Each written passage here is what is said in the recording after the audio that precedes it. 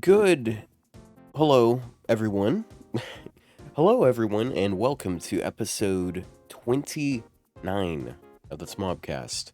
So it's been a couple weeks since we did anything. Of course, we've been really busy with the tier list over on Mist's channel, and since that usually happens like immediately before when we would normally do the podcast, and that's also like the day that we were able to do it. We haven't really done that in a while, and since Plushies was working on his thesis and I was working on a video, and it was just we figured out like it's probably for the best we just took a little break. But here we are, we're back finally. Uh, Mist's tier list actually just ended, and we're gonna talk about a few of the lists that we haven't talked about. But yeah. Hello, how you feeling here, Plushie? Oh shoot. It was feeling alright. It was pretty good. Um, the turn in the thesis should be a-okay now. I should be back on track. I haven't made a spoken video in a long time as well because of just recent stuff. I Mhm. mean, also I guess I can blame it on my obsession with Pokemon. I've been playing a lot of like competitive, not competitive really, but like rank ladder, I should say. So yeah. Yeah. So yeah. Yeah. Well, much like you, I have also finished my project. I have finished editing that video that I've been hyping for way too long, and Mm-hmm. and for those who don't know, which I'm sure is most people, because I'm sure a lot of people didn't watch the tier list this morning. I was struggling a lot with the exporting part because I made this background GIF, and it was taking too much resources to render that, so it just kept increasing and increasing the render time, and there was a certain point where it said I had 18 hours of render time left. Bruh. But suffice to say, I did not wait for that. I ended up having to remake that GIF really small, and then rendering that, and uh, so it took a while, but we figured it out. Uh, but I realized I made a mistake on it before stream, and I wanted to export it during stream, but it's like I don't think my computer can handle that and OBS at the same time. Uh, Especially since we got Photoshop open. Woo, there's Photoshop. So, we're going to be looking at 3 different tier lists. We got the Berserker tier list, and then we got the 2 extra tier lists. I'm just going to be going over this. We're probably not going to be doing as long of a stream as usual, especially since I took a nap for several hours instead of an hour. I mean, it So, happens. yeah, it does happen. It just shouldn't have. No. But anyways, so this Berserker list, like I think the glaring thing here is he said he didn't want to do any sort of EX plus tiers, and we ended up doing a tier above EX anyways, Yep. which deservedly we got Summer Buki and Summer Castoria in it, which are like the Look, best servants on the list. So. I don't want to fight on this again because it's just the same argument, but I mildly disagree. But yeah. So I actually kind of disagree too, because I Huh? think so. It's the opposite direction though. Like, Oh, you I think I Kesseret doesn't deserve to be on it? no, I think these Oh. servants are account changing. So Oh. You think he should have gone for EX plus? I I mean, mean, like he could have made some sort of thing in between that, but like that's just splitting here is so hard. But yeah. because like I do feel like having either of these servants, like I feel like it's pretty account changing if you can have a servant that just completely negates reasons for using other servants, like I Summer get Buki that. for. like Summer Okay. Ibuki, for example, like she works in not in, well, yeah, she does work in multi-core, but in single core, she can beat a lot of main classes, even at I mean, NP1. okay. I completely understand where you're coming from, but like the counter argument to that is if I had a 120 Summer Musashi, could I pull off something similar? And I think the answer is actually yes. Like for example, obviously Summer Musashi is also a very strong servant. So I guess it's not that good of an argument, but like I I think it really comes down to like how you like to play the game. Because for example, there are also people that just do 90 plus, right? Like if you just do 90 plus, then what if I just what if I had another AOE Arts at 120? And you know, like I wouldn't need this amount of firepower or whatever. I guess she's actually better at 90 plus because like she can brute force even more shit in 90 plus. But like I don't know. I I just think like if you have another quote unquote a substitute or another like AoE art servant that is close to her power level, like Summer Melusine, like Summer Musashi, if you have them at 120, I don't actually think the difference is that big, right? Yeah, So yeah, I know, but like we're still like talking in P1 here, so like I feel like that. I I feel don't like think that's gonna MP1. change a lot of things, Okay, because okay, then I don't think MP1 Summer Ibuki's account changing then. I don't. Right? Cause like honestly, the I have always slightly disagreed, mildly, I guess more than mildly disagree with the criteria where you rank servants at MP1, cause like honestly, first of all, this is mostly for fun, but like I would say for people that are actually looking for servant guides, they're actually looking for like for example, oh, which servant I want to dump my grails into. So it's actually a horrible way to evaluate. If we take that logic, it's actually a horrible way to evaluate servants at MP1, right? yeah, So because when people look at oh who's the top tier, they're not like oh my god Castoria is EX plus. I'm gonna roll one copy and stop. No, that's what people actually does is oh Castoria is EX plus. I'm gonna roll 5 copies and then MP5 her. I mean at least try. I mean like roll multiple copies I should say and then grail her, right? So I'm not trying to shit on this parade or I'm not trying to like say something after we've already done everything. I'm just saying like honestly, especially when we come to DPSs that are quote unquote account changing, most people are going to assume it's hyper investment, which I think kind of skews like it's not it's not like it deviates from this list, I should say. And because of that, I actually think Mist's decision of not putting any DPSs in EX Plus is correct. Because I think for in order for a DPS to be an EX Plus, you would have to assume hyper investment, which that is at least how I see it. But yeah. I gotcha. Well, either way, this is where they ended up. They went to EX, not plus. They just went above EX. So, okay. So who else should we cover here? So I fought pretty hard to get Vlad below Galatea, and I'm glad I succeeded. That is another huge disagreement between us. You're just bringing up all the disagreements we have.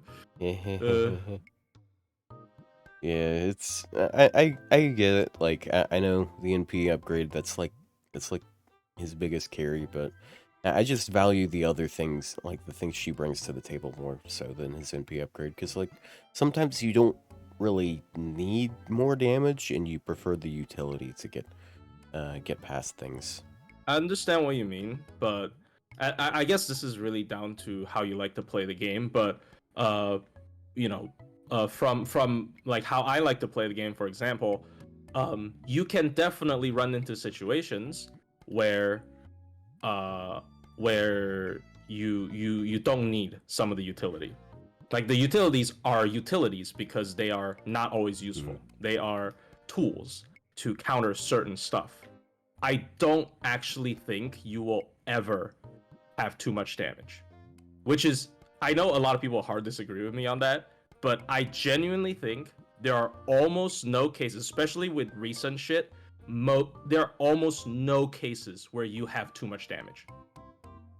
Like, there's almost no case where you're like, okay, you know what?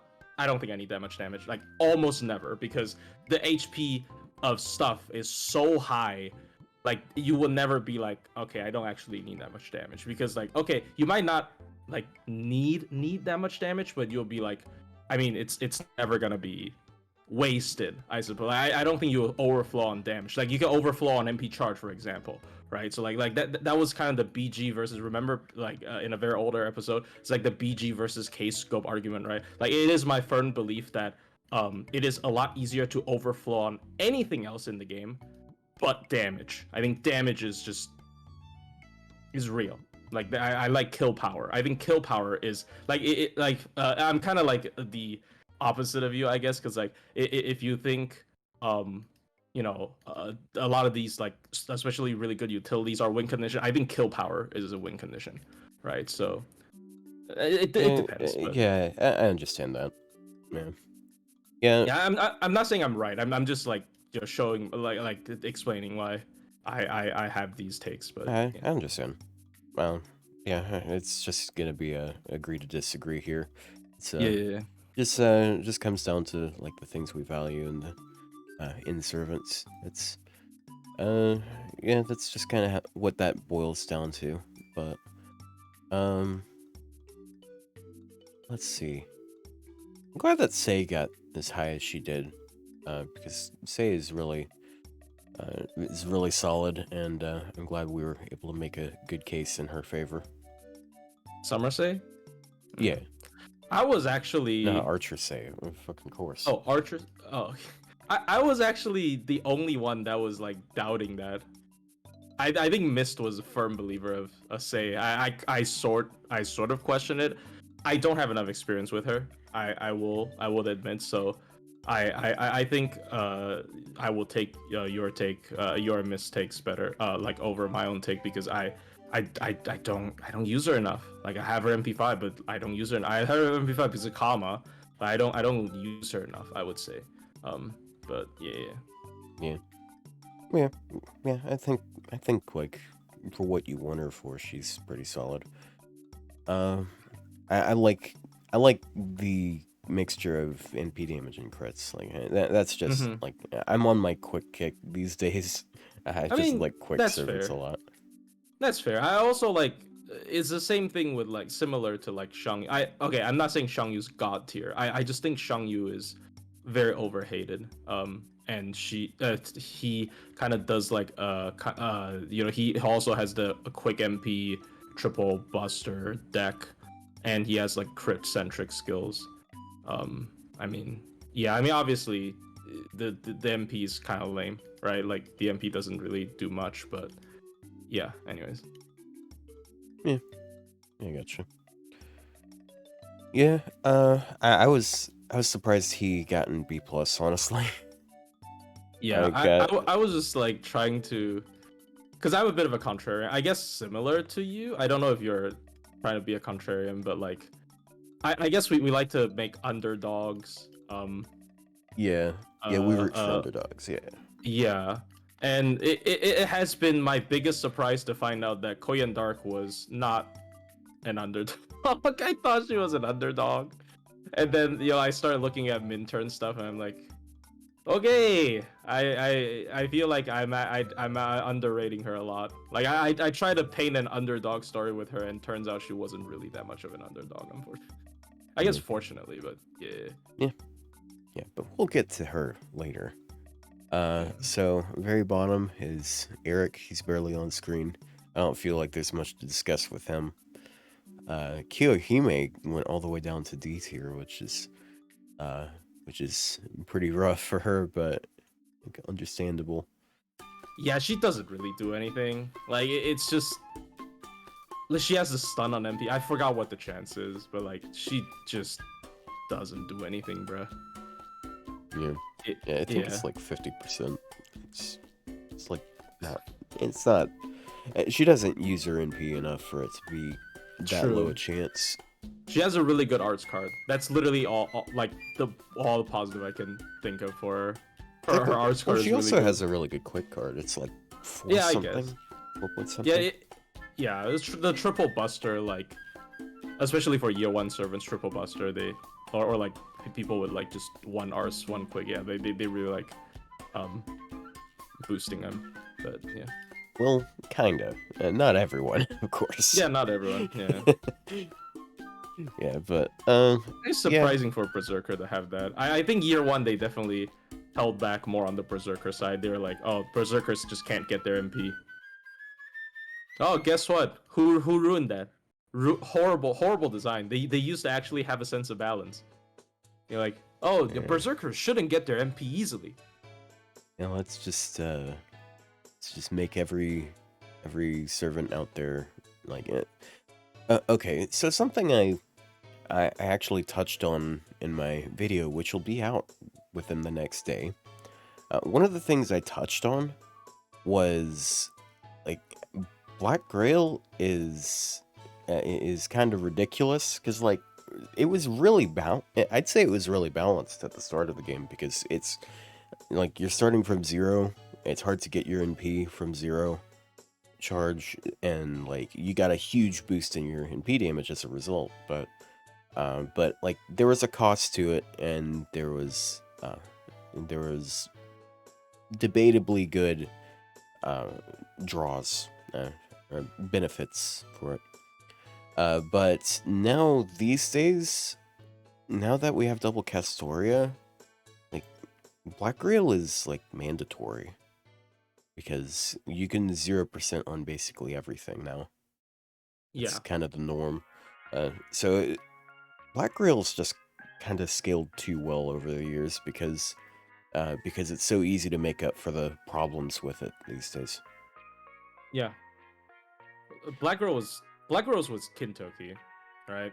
I'm pretty sure. Like it launched with Kintoki's banner. Yeah, I can't confirm that. And then 2030 came with Skahak. Like those two are the ones I remember. But like, yeah, Black Grill was a legitimate drawback because you're taking chip every turn, and then you can't use your MP enough, especially um on like berserkers, right? Like because you can't get their MP easily. They already take a bunch of damage. They take chip. It's even worse for them. And you don't have a bunch of charge supports at all. You just had Waver. Even with Waver, it was broken. I'm be real. But yeah, like you said, the more like basically the thing that breaks Black Grill is just like easy MP looping. The easier it is to loop MP, the more broken it is, and the entire fucking direction of FGO is just moving towards allowing every card type to loop their MP. So, yeah, it's rough. It's rough. Too many charge supports. Like, dude, we got fucking 70 charge.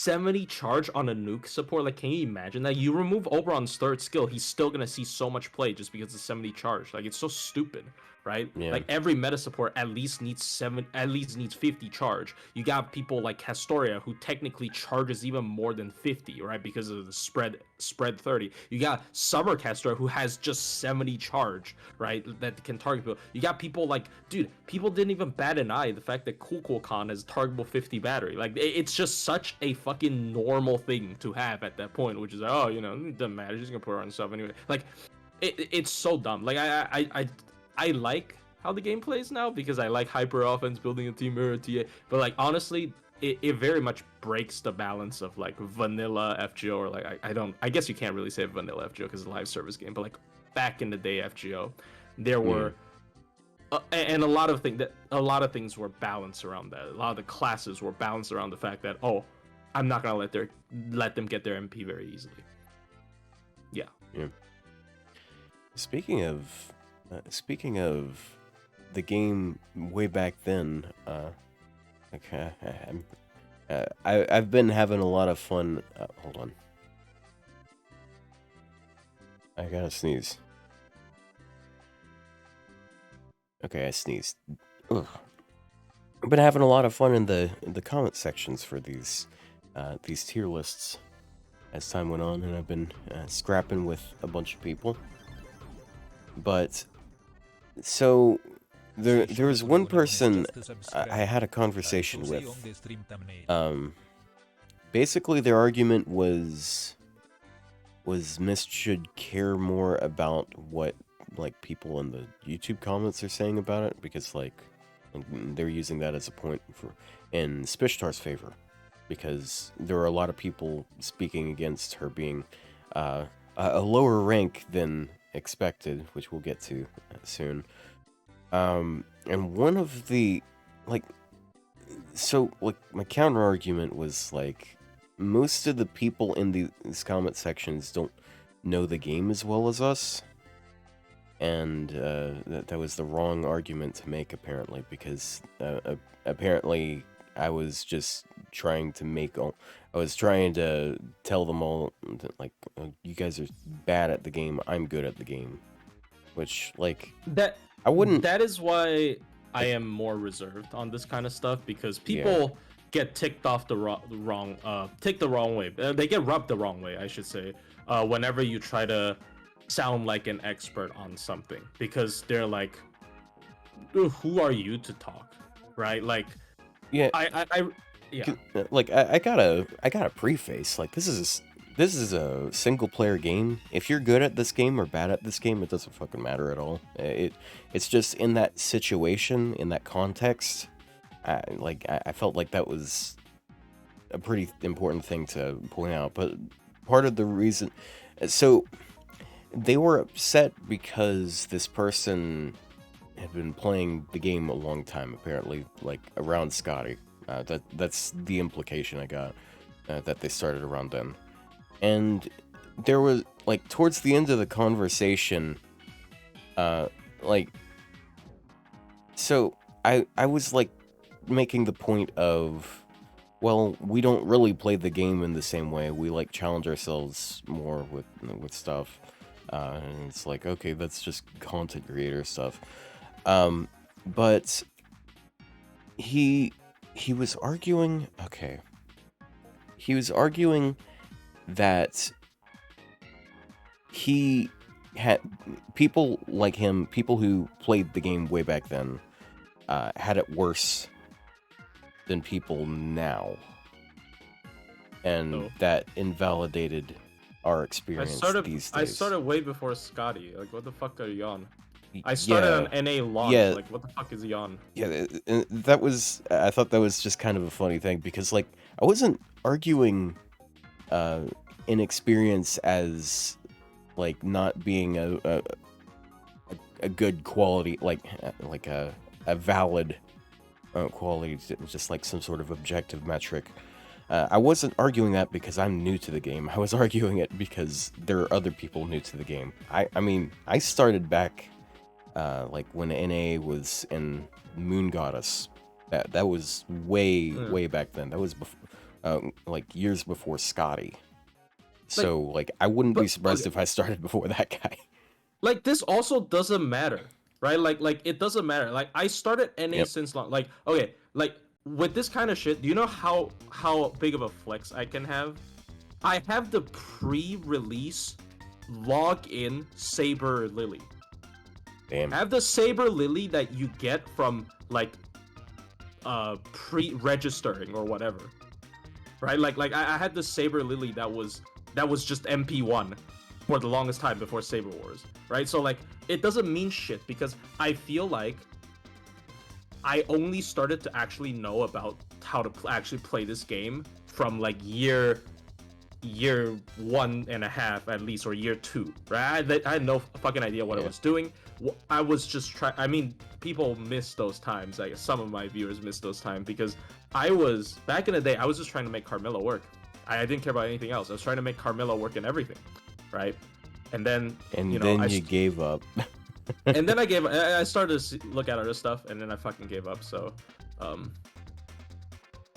damn. But yeah. Anyways. Yeah. Anyways, that was a pointless aside. Like, I didn't have to derail us for that.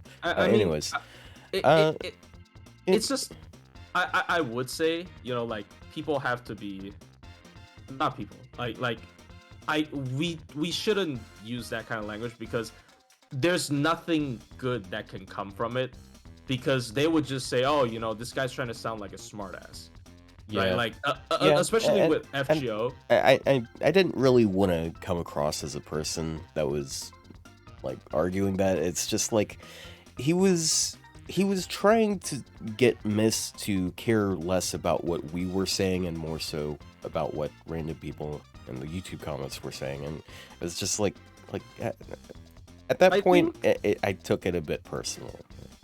I Basically. think you should just give up on arguing with them. Like I Yeah, have tried. I really I have should. tried. I have tried. Like every time I try to argue with people, that's why I hate the TA brand. Like a lot of people say like, oh, plushie is just you know, projecting because like literally nobody said TA brain rot. Well, I guess that's kind of PTSD. That was like back in the day when I first got into TA. I don't think I'm like, I still think I'm like fairly inexperienced compared to a lot of like big TA players, but like it it's just from my experience. I shared my experience, and people are just like, "Oh no, your opinion's invalidated because you have everything MP5." That's why I try to do like free to play runs nowadays, right? So because like my entire, like, starting from at some point, my entire FGO YouTube career is just trying to do as many things as possible, so I can shut people up, right? So like in a not in a horrible way, right? It's like if people are like, oh, you're just a whale brain, and then your argument is invalid, I'll just show him a free to play run. I'm like, okay, nope, you're wrong, right? And like I think that's the only way you can you have to shut people up in terms of a single player game, like you said, because like in a PvP game, I keep bringing up Pokemon, I'm sorry, but like in a PvP game, do you know how you shut people up? Just fucking win the tournament. Just win a tournament, people will shut up. Like, people are like, Yeah. oh, this guy's he doesn't know shit. Oh, you won the tournament. Okay, I guess I'm fucking stupid. I just shut up, right? Like, but like, FGO is there's no competitive side of FGO. So it's really hard to prove your validity, I should say, in terms of your argument. So, anyways, I personally feel I feel a lot about this, like, regarding this as well. I just hide it nowadays, so I just wanted to share. I'm Okay. sorry, I didn't mean to derail, but That's fine. I derailed it first, anyways. So I think that's about everything for this list. So let's move on to the extra class list from last week, the one that was the most controversial so far. So, of course, we got EX plus Summer Scotty. Everyone knew that was gonna happen. We've got like a bunch of rulers in EX. As dude, there's just a lot of rulers in this group. Holy shit. Ruler is a good class. Also, somebody's gonna clip that where I said like, oh, the only reason I make videos is to shut people up and send it to someone else. I'm gonna be in big trouble. So let me clarify here on the record. It's too late. I still do it mainly for fun, but it's more like why I make a lot of runs is to try to prove it's not just try to prove myself, honestly, it's also trying to actually dabble in some stuff that I'm not familiar with, right? Because like I'm not familiar with free to play, so I couldn't really make a good take until I've tried it myself. So I think I guess a more positive way to put it is just I'm trying to experience all aspects of FGO gameplay, so I have more credibility behind the stuff I say. That is the way more positive way. You're building a resume, basically. Or Or a portfolio. Yeah, that is the way more positive way to put it. So don't clip this fucking out of context and send it to someone, because I have certainly made a couple of enemies, on accident throughout my YouTube career. So a little bit scary. It's just it's part of being a large person. Yeah, I am a pretty large person, like in real life, yes. Dude, I got paid like such a weird compliment like a few days ago. And like the context, it might not have been particularly great, but like my manager said, from a woman's perspective, you are not fat. And I'm like, Damn. Like, That's that's I don't even know if that's thanks? a backhanded compliment. Well, That is a the reason why was because back-legged like what the what does it the even mean? reason why was because people were bumping into me, and like it's less so because I'm fat and more so because I got big shoulders, so I just take up a lot of space generally. And I say a lot of space, it's not like that much space. It's just really easy for people to bump into me. And I mentioned my size, and then she went in that direction, which was very interesting to me. Anyways, that was the last day I worked there. Damn, that's Yeah. For those who don't know, I'm back out of a job. that's It just so didn't weird. work. Why would they give you a T-shirt? That's kind of fucked up. I think Yeah, that is like yeah. It's so weird because like for more context, like a week before that, so the Friday before this last Friday, I thought that was gonna be my last day, but then I talked to her at work, and we were doing pretty well, and she gave me a shirt, a t-shirt for like her uniform, and then a hat. And generally when you do that, that means that you're not gonna be getting rid of them immediately, because basically I thought I was on my way out, and I was like, okay, maybe I'm doing okay. Maybe they don't want me gone, but they flipped that around next week. Anyways, no, yeah, weird situation. I'm looking for a job again, but it is what it good is. luck on that, man. Yeah, I hope I don't need too much luck, but Yeah, true. but yeah, rulers. Estrella got EX, which is like no surprise at all. Because Estrella really is she like she always punches above her weight. Like she may as well be a 5-star at this point, to be honest, Yeah. because like the type of stuff like you always see her doing, it's just kind of ridiculous. Yeah, she has one of the highest damage in the game. Like it's not even like just it's not even just like one of the highest 4-star damage in the game. It's just one of the highest damage in the game, which is yeah. Yeah. Don't feel like there's all too much to discuss with her, but hmm. Draco was Draco EX last year? No, I put her down. Yeah. Oh damn, you put her down like the dog she was. Damn. Was it like A or A plus? A plus, I think. A plus. Okay.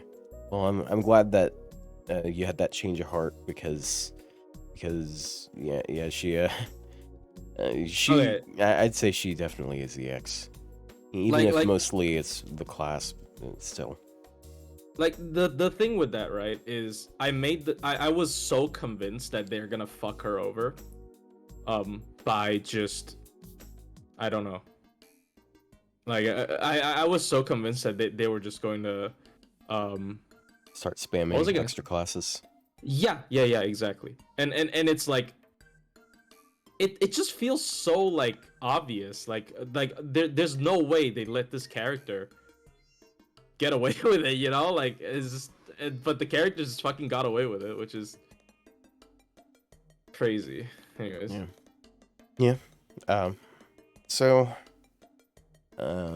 So another one that had a bit of contention was Summer Chloe. And people, I think people think that I think she sucks, because I had to explain it during today's stream, and I wish I explained it earlier. But when I'm looking at a servant that I see as really overrated and people are just rating way too highly, I usually get a little more aggressive and like try to be more thorough, you know? And she's not an exception in that regard, because like I'm like, dude, I saw a YouTube comment. Yeah, going back to YouTube comments. Someone Someone said she's better than Oberon. I don't think they were joking. Are they So, high? I guess. Dude, I don't know. that's insane. Like, how the fuck okay, sorry. That's too mean. I have to remember. I have to, like, be more careful. Yeah, she's... Yeah, there's no way she's on par with Oberon. Yeah, because, like, like, she has to be out on the field for multiple turns if you want her to do anything, generally. Unless you're just in love with the idea of getting 20% attack and 20% MP damage. Which, like, you can just bring some, like, there's, like, multi-core servants that can give you that fairly easily. Yeah. But, yeah, we ended up putting her in A+, and that's my evidence that I am not, like, super biased. A+ is still a really good rank. I just didn't think she was EX. I don't think she's CX at all. Like, yeah. Like, she's basically sorry. like a switch character. She's like Crane, but she enables weird numbered buster looping. Like, that's about it. Like, it really isn't that big a deal, honestly. I just think, like, she's very much like people also really don't like like Crane. They don't really like how Crane plays, but somehow Summer Crow is broken. Like, yes, I know compared to Crane, she enables like farming, but like you don't really want to do that. Like, nobody has really done that unironically as well, you know, for like the past God knows how long. So I don't know. Anyways, It's yeah, Miss Crane is just too pricey for farming generally. yeah. So, yeah. But enough of her. So Jalter was really hard to get up to A+. Honestly, like, I feel like Mist was really harsh on her. Like, I think she's, like, these days, so we give a lot of credit to Kentucky for having a 50% battery and having pretty good burst for that one turn. Her burst is not going to be as high, but it's still really high. Like, it's really high neutral damage, and then she also, like, she has multi-core usage if we're talking about farming, and then, like, as a challenge quest DPS, she's really solid too. There's so many good effects. Like it. I don't understand why he thinks her kit is mid, because like, because why? Like how is her kit mid? Like, can you remind me how her kit is mid? Like, in any way? I don't know. Yeah, I don't know either. But like I can sense a trend with what Miss likes and whatnot, because like at this point, like I've been, you know, we've been having this podcast a lot. I understand, like, he really doesn't like you know, defensive skill tied with steroids, steroids tied with battery, one turn steroids tied with battery, battery tied with, like her third skill essentially embodies everything he hates about the servant skill. Like, that is essentially what it is. yeah. Which, I mean, yeah, people can like, people can like what they like, in terms of, you know, how a character works, but I just personally disagree, because I think every effect she has either patches up the Avenger's negative or allows her to do damage without interruption, right? So the buff block allows sometimes you get to, like, you know, block a defensive buff, right? And or it blocks an opponent's invul pierce on break sometimes. So the invul on the skill 3 protects you after you break the bar. Like, and like, of course, the third skill, like you said, you know, breaks the bar, protects you from bar break effects. First skill, very short cooldown, very high uptime, mitigates the Avenger negative, which is, of course, what was I gonna say? The Avenger negative, which is, of course, the low star wave. Yeah, the low star wave. Oh yeah. And her MP is 30 star bomb. Like, just everything in her kit works perfectly with what she wants to do. And I don't actually see how she has fallen off. Like, and she has upgraded MP. Like, there's just nothing to complain about this character. I genuinely believe there's nothing to complain about this character. Like, I would go as far as to say something like say that, but yeah. Yeah, definitely. I feel like she's definitely underrated these days, but I feel like I'm not sure. I think A+ is all right for her. Like, I'm not sure You if think I'd she say, can be in EA? well, I'm not Maybe. sure. I'm not sure about EX, because like again, like a big thing about her, it's the numbers. Like, Oh, I mean, she's a big numbers I think character. A+ is correct, though. Like, do you think she should be lower? I don't think she could get any lower than A+. A+ is as low as she goes. Yeah. I don't think she should be low. Yeah, I think A+ is fine. Yeah, I think A+ genuinely is like as low as it goes with Jolter, because again, kill power. She also has the win condition that you're talking about. You know, she has the invul, she has buff block. I think buff block Yeah, sometimes, like, she just has so she yes, she doesn't have like a whole essay worth of skill effects, right? But every effect is good. So like, yeah, you know, a lot of trend with a lot of modern servants where like people are like, oh, who cares about this giant essay? Like, out of the 5 effects, there's one that fucking matters, right?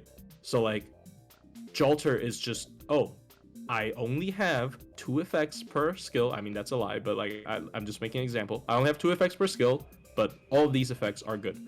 They play into what I want to do. None of them is wasted, like, at all. I feel like that is Jolter.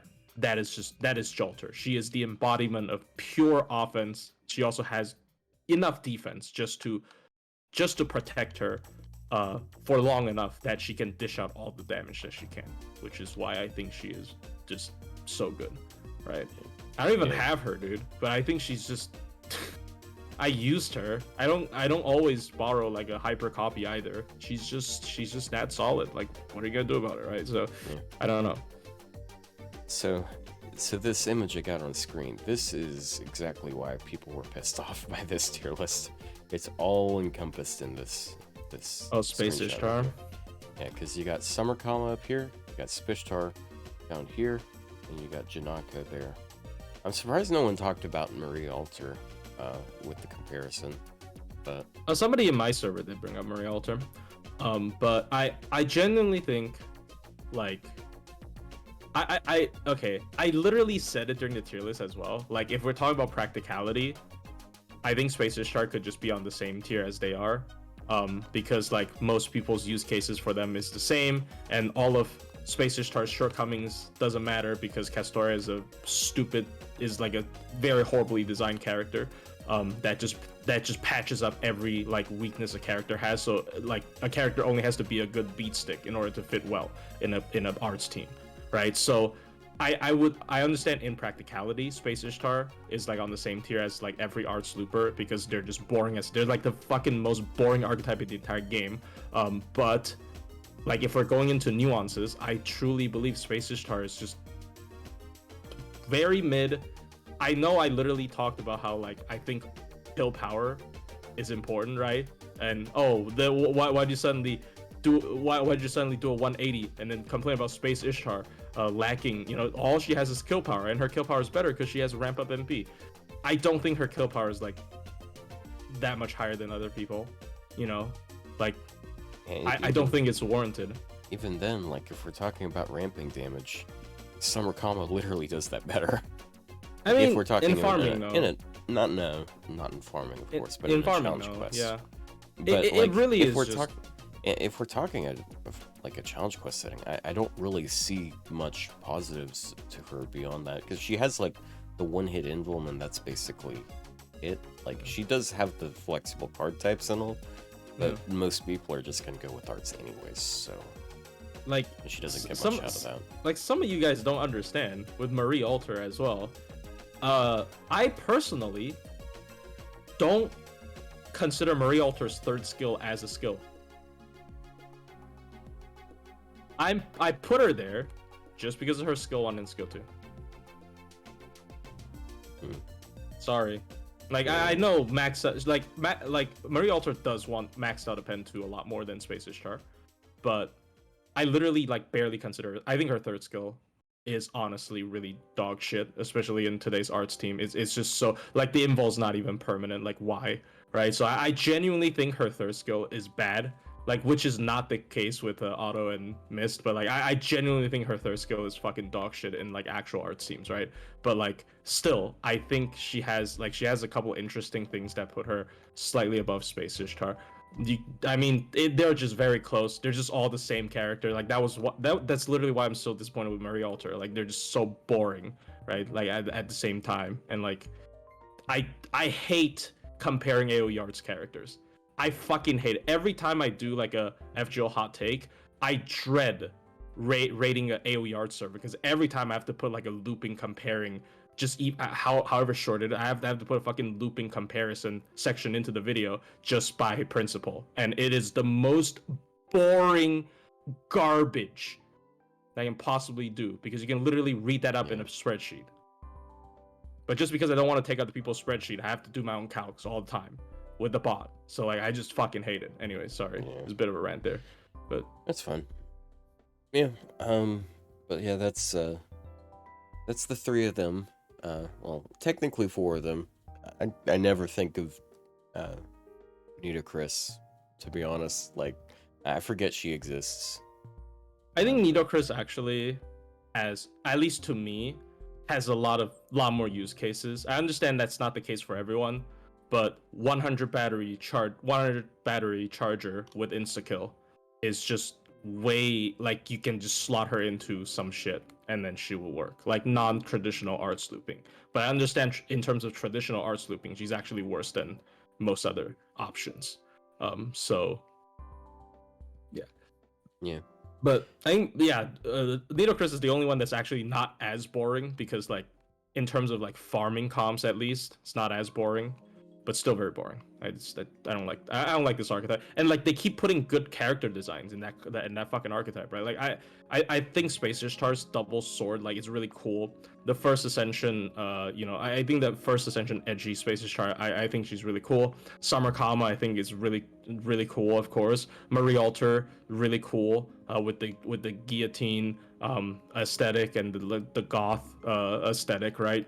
Her MP animation is beautiful, and Nitocris, probably one of the prettiest like Egyptian aesthetic characters, right? Because of like the whole Anubis in the MP, like her having the how do I call it? Like she was weighing the feather of justice, because like in Egyptian mythology, after death, if your heart gets weighed against the feather of justice or something, I forgot what the feather of it, but like if your heart is heavier than the feather, you are considered impure and you get eaten by the giant monster that I think she also summons in one of her animations. So like she's so cool. All of them are so cool aesthetically, and their gameplay is just fall asleep in 2 seconds. Like it's just,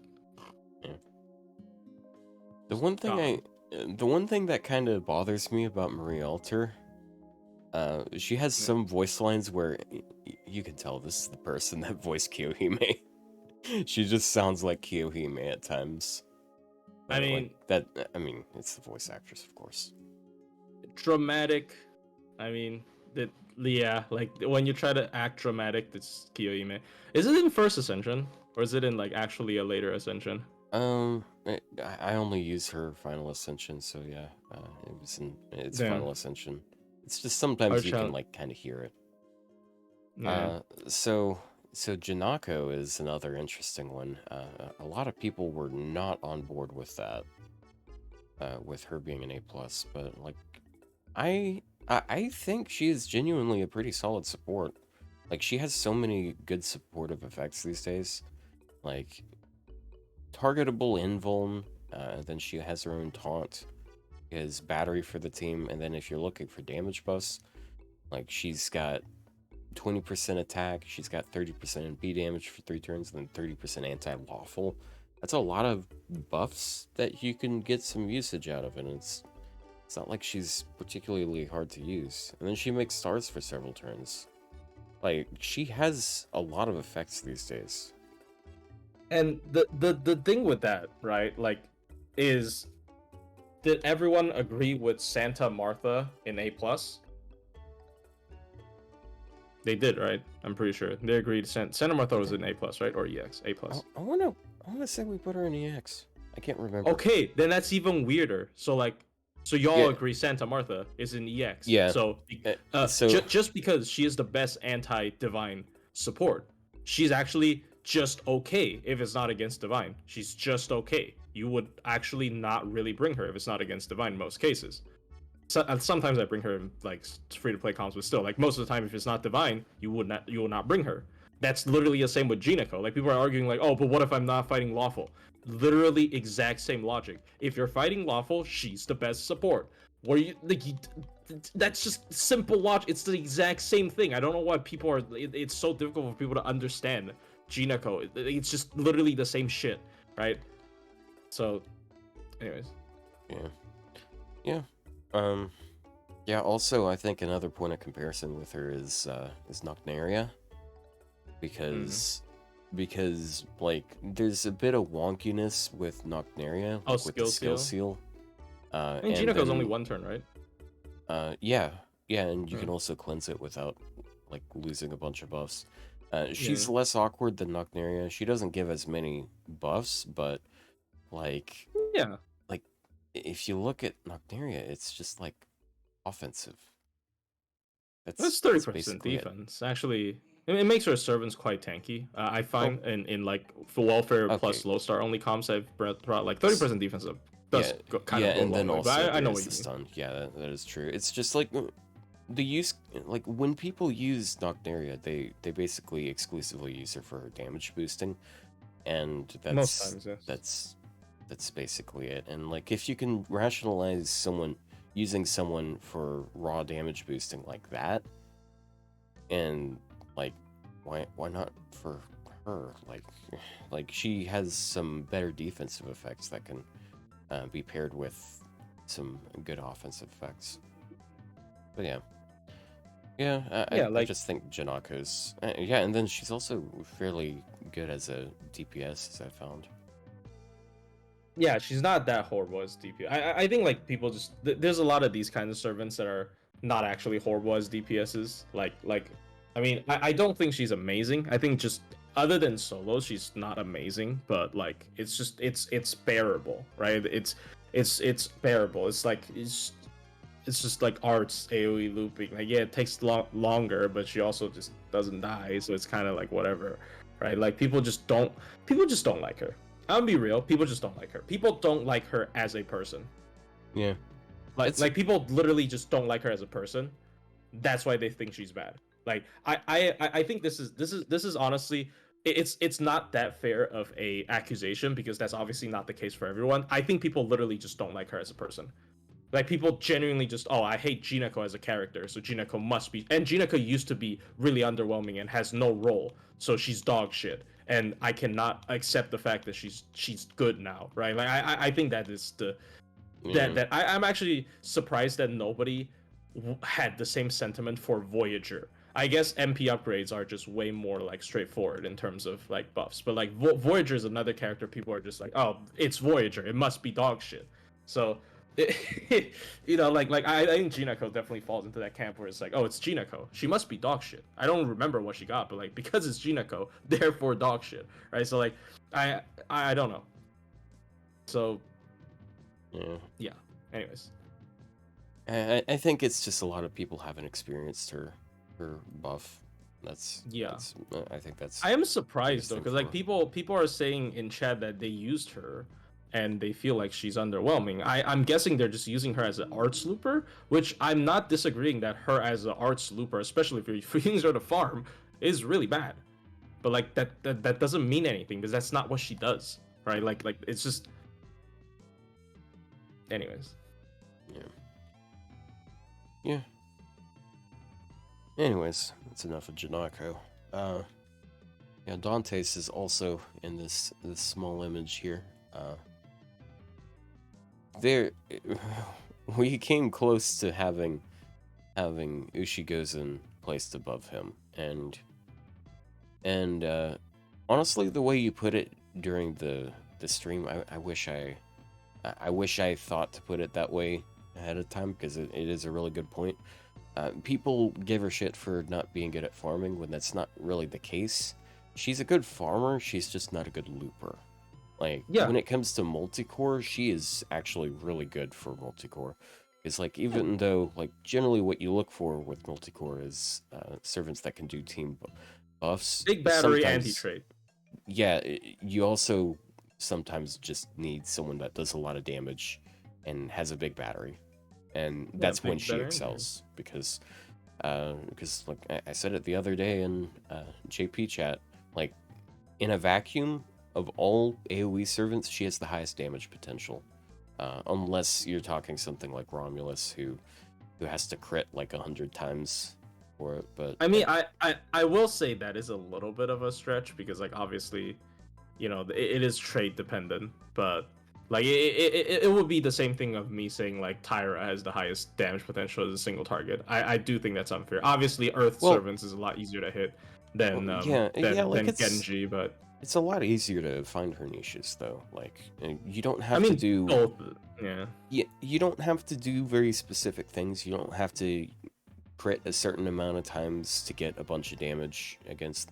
Yeah. To increase your damage effectiveness against them, you don't have to. You don't have to die before it. She's just kind of straightforward in that, like, if you're up against an Earth enemy, she's gonna wreck the Earth enemy. And if they're a servant, it's better. If they're demonic, it's better. And there's pretty good overlap with those. So yeah, I feel like she has a lot of use cases. The thing is just like, again, I think she just came out too late. Like, there's so many overlapping roles in FGO today that people are gonna be like, damn, she kind of does. Like, for example, right, I already have Summer Ibuki as my anti-Earth unit, 50 battery, better refund. I mean, that's obviously not a fair comparison, but like people like when people look at the tier list and like they come up with like a, are you okay? I heard something. I bumped my phone and it thunked against my table. Yeah, I just like had a heart attack and fell on my desk. So basically like when people look at a servant, especially new servants, they're gonna be like, the first thing they're gonna do is compare them to older servants, and then they're gonna ask themselves, I already have this old servant invested in, should I really roll on this? And honestly, usually the answer is no.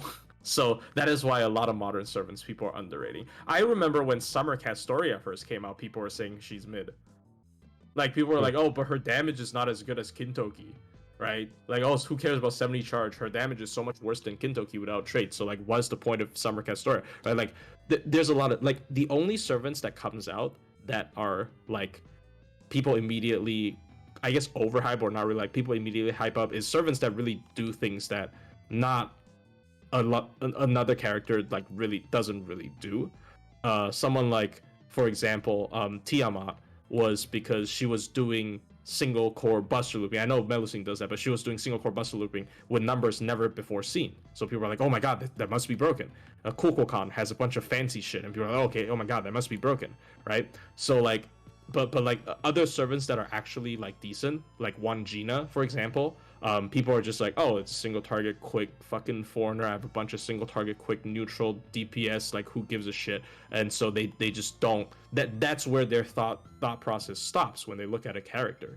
So like, I remember making a video called oh, that was actually not on the One Gina review, but like I actually made videos talking about like a lot of servants that people consider mid, I think are actually people don't give enough credit for. And like the most common comment I get is like, stop defending mid, right? But like I think the reason people think that they're mid is because they're not actually they're not looking at the servant unbiasedly. They're looking at the servant asking themselves, oh, do I really need to fucking roll this character? And the answer is usually no, once again. But just because you don't need to roll this character doesn't mean the character has no merit. You know what I mean? Just because it has no merit for you doesn't mean the character has no merit, period. I think that is a big issue with like a lot of people's like their knee-jerk reaction to a lot of our takes. It's like, oh, no, I don't need this servant, like, right? So like that is just how things are. I understand. I'm not blaming these people because like obviously the biggest question people always ask when the new character comes out is going to be, should I roll? Because this is a gacha game. Like, should I roll? Right? And if we really look at a game this way, most of the time the answer is gonna be no. And that's a good thing because FGOs, like, a lot of times they're not actually that heavy in power creep, right? Like a servant doesn't immediately gets power crept within 6 months, which is like very common in a lot of other gacha games, for example. So like it's actually a good thing in FGO, but like this good thing in FGO makes a lot of people just write off modern servants because they don't have a major like power increase compared to older servants. Yeah. Yeah. Yeah. It's be that way. Yeah. I really need to continue my How Bad Are They series. Like, it's such a good concept, and I'm just too lazy. I mean, I think like the first thing you have to do if you want to do this kind of videos is stop fighting with people in the comments. Like I remember fighting with a bunch of people in the comments with my FGO hot takes, and it was just pointless because like their argument is not wrong. Their argument usually like we usually have a back and forth, and their argument just boils down to, oh, but I already have fucking MP3 Spishtar. I don't need this character. Why are you saying this character is good? Well, you're not wrong. You don't need this character, but just because you don't need this character doesn't mean this character is not good. So like there's no agreement to be reached there, right? It's just how the game is structured and how, you know, reviews have to be. Like the game doesn't need reviews to tell you to roll certain characters for gameplay, but at the same time reviews exist because it's fun. It's there to teach people how to use the character. That's also why I like to take a contrarian you know, stance, because if I just go full on like normal stance, like what's the point? What's the point? If I just go with like the actual practical, quote unquote practical way to put it, I'm just gonna say, oh, you don't have to roll this. Oh, you have to roll this. Oh, none of this matters. And then I lose the opportunity to tell people how this character functions, which is actually the main goal of making these review videos or ranking videos or tier lists or whatever. So that's why you call them hot take videos.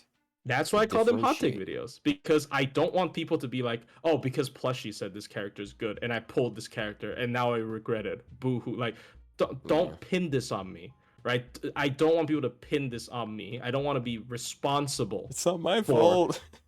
It's not my fault. Like you shouldn't come into a video when I said, "Oh my God, Wangina. I think Wangina is a hidden gem," and then you're gonna be pull MP5 Wangina, even though you hate Australia, right? Like that's not what I want you to do. What I want you to do is just, what I want to tell you is just, oh, Wangina is actually kind of an underrated servant, so you can check this character out, and then, you know, if you like her, you don't have to feel too held back by, oh, what if she's not good? I mean, I still think in this game, mainly, even if you think a character's not good, you like them, you should pull them, but like, still, you know, like what if you do care a little bit about gameplay, right? I'm just trying to, you know, tell you that, oh, it's actually not that bad if you really like Wangina, you know, feel good about it, right? So, I don't know. Well, so on that note, well, I do feel like Salieri was done pretty dirty here, but like I couldn't do anything there. I mentioned like at the end, like so are you sure like we should be putting him down there in D tier? And then he immediately mentioned something else. So like yeah, it doesn't matter. Like you can move him to C. Like I think you should just treat her as C. It's the same. C, D, same. Doesn't matter because he is the bottom two, right? So yeah, it's just for me like it's not like he's carried by his class, because the only time you'd actually feel like using him is if you're is against rulers. If you're up against rulers, yeah. And then at that point, like if we can measure him up against rulers, then like there's so many, like all of these Avengers could use a bump in that case. He doesn't even tank damage. Like I used him in free to play comp against the Olga Marie quest, and on the ruler wave with Summer Scotty, he got one shot by Summer Scotty's Shadow Serpent. Like, he doesn't even tank ruler damage. Like, it you might as well bring a Berserker, right? It literally achieves the exact same thing if I brought a Berserker there. They both died in one hit. So like it's just, I don't know. Yeah. He just needs for the looping to be worth it, or just to have decent skills and stuff. But I digress. So, speaking of one Gina, it's today's list. Also, like, super top heavy list, by the way. There's only 2 servants that are below B, and the most populated rank is EX. And there's 2 EX plus as well. But yeah, speaking of one Gina, I wasn't pushing on it because you weren't, but like, yeah, I would have backed you up if you went for EX on her. Honestly, I'll push for EX.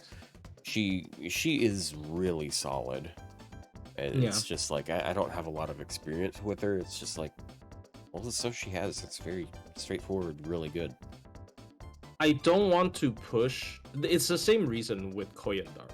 Like, I am scared of pushing foreigner servants that becomes insane with Van Gogh synergy, because people are gonna call me like, you know, people are gonna call me like, you know, biased, or like nobody plays like that, which is objectively false, by the way. I do think you should always try to fit in Van Gogh with a foreigner, especially foreigners that crit. Like, I don't know why you would not bring Van Gogh, but some people are like, oh, but it's not triple Scotty, so it's not real, right? So like, and like the bigger problem with that though is like people don't always roll for Van Gogh. Like, people don't always roll for Van Gogh, like compared to like Scotty and Castoria. It is a lot easier to assume people have like the big 3 card type supports instead of someone like Van Gogh. So like, I understand like a lot of the characters, like Koyan Dark, very much like her crit potential very much is bumped to 11 by Van Gogh synergy, right? So there you go. Yeah, and like, even then, you can just use one Van Gogh, and like you can get one from the support list. I mean, you almost, I'd I assume almost that always don't double go. I'd assume because that it's too much. I'd assume that since we're like judging like the farmers, for example, by their double Castoria usage, I'd assume we can just go for Van Gogh instead of like the other premier support. Because like for her in particular, like, yeah, replacing one of the Summer Scotties I think is worth it. Because Van Gogh offers a lot more potentially. Also, I saw you guys kind of ganging up on Darkrid here. I don't know what he said. I don't know what he said earlier. But like, to reply to one of his comments where he said, "Is a gacha game not rolling something you frequently do as F2P, or you're the F2P who spends 2 multi per mana, misses and get mad on that game instead of 22?" I think that is actually just how, that's why people get mad, because people are like, you're not being practical.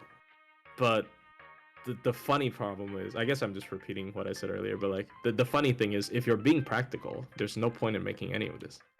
Like, there's just no point in to discuss. Like, it's not supposed to be 100% practical. It's supposed to be educational. Educational doesn't mean, I guess I'm being a bit of on a high horse calling gameplay analysis educational, but like, you know, educational as in the sense of educational for game knowledge. I think something being educational doesn't always have to be practical, but it also doesn't mean it's not true, you know? Yeah, I sort of went off like when we're talking about Setenai, for that exact reason, because like it shifted to like her class being bad, but it's like I mean, if we're gonna talk about classes being good or bad, like, why even talk like, if there's other classes that can invalidate an alter ego, for example, then like those other classes are going to be invalidated by like the top servants in this list. Because why use any AoE servant other than Samurabuki? Why use any single target servant other than Castoria, Berserker? I understand that point, but the reason I brought up Sutanai specifically is I don't think, because like there are still merit to using some extra classes. I think she has like one of the most overlaps with current single target arts berserkers, because one, they both hit 1.5, and two, what they're good at is they're the single target MP loopers, right? But like so like their roles are so overlapped. Like yes, you can get away with using a berserker all the time, but the thing, like they're too similar in my opinion. I think they're a little bit too similar. I could be wrong, but I think they're a little. I don't think she's bad, by the way. I think I just think they're a little bit too similar. There's almost no use cases where they are not interchangeable. Like there are interchangeable doesn't mean like get away with. It's a little bit different. At least that's how I feel. But I understand what you mean, because it's the same thing with like Okita Ultra. I guess if you're bringing all the AOE Buster Berserkers into the fray, then she's gonna look even worse, right? For example. So yeah, I know what you mean. But speaking of, hello Okita Ultra, getting in B+ there. Zerks have 1.1, Alter Egos 1.0. Yes, so like Alter Egos and Pretenders are gonna feel like they do less damage than Zerks, even though they're both 1.5. But yeah, anyways. Yeah, and their attack stats are lower than Avengers and such. No, Zerks are 1.1 Dark Crit. I'm sure of that. That is one of my biggest complaints about Zerks. It's just they shouldn't be 1.1. Yeah, they're 1.1. So they have a 65% damage bonus against everything, basically. Yep, they made Zerks 1.1. It's really dumb. I don't think they should make Zerks 1.1. No, he means a hidden multiplier, which yes, it is 1.1 instead of 1.0, which is stupid. Why is Talalak so low? I explained in the video if you want to check back, but like essentially, I think she's too all over the place. I don't actually see a good use case for her. Like I cannot find a team to fit her in. But sorry, you continue. I think she's like alright, but like, I mean, B+ is. I think B+ is fine for her. NP1 is pretty yikes on her too. Yeah, like she doesn't support enough, and wait, like, did you I think she provides her name? Talaluk? Talaluk. I don't know. Oh, yeah. I mean that's how the Japanese pronounce it. Tararuku. It's just kind of hard to say tla. Those are two letters that are usually not used back to back, unless it's like Atlas. Field has set the field all the time. Feels so bad. Another buff. I don't actually think that buff would make a difference, but like another change inspired by Pokemon, right? Like she should be able to set water terrain when she enters the field for just 5 turns, and she can leave, and it will still be water terrain. Yes, just make her into Kyogre. Kyogre's rain, but like yeah, like just set psychic terrain. Right, like dude, what the fuck is up with Pokemon? Water terrain or rain? Like it's the same water thing. Terrain. It's not the same thing. Terrain is on the ground, so like only grounded people gets affected by terrain. So if you're flying, you don't actually get. Okay, sorry, me nerding out here with the.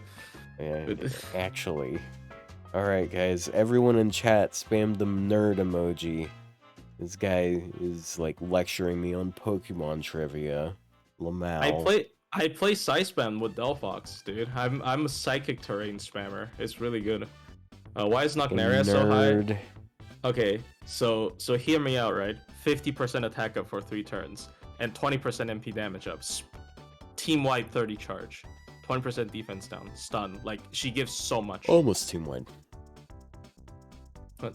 She doesn't get the 30% for herself. Oh yeah. 2 people except for her. Yeah, like she. That was the comparison that ended up being brought up between her and Korean Dark.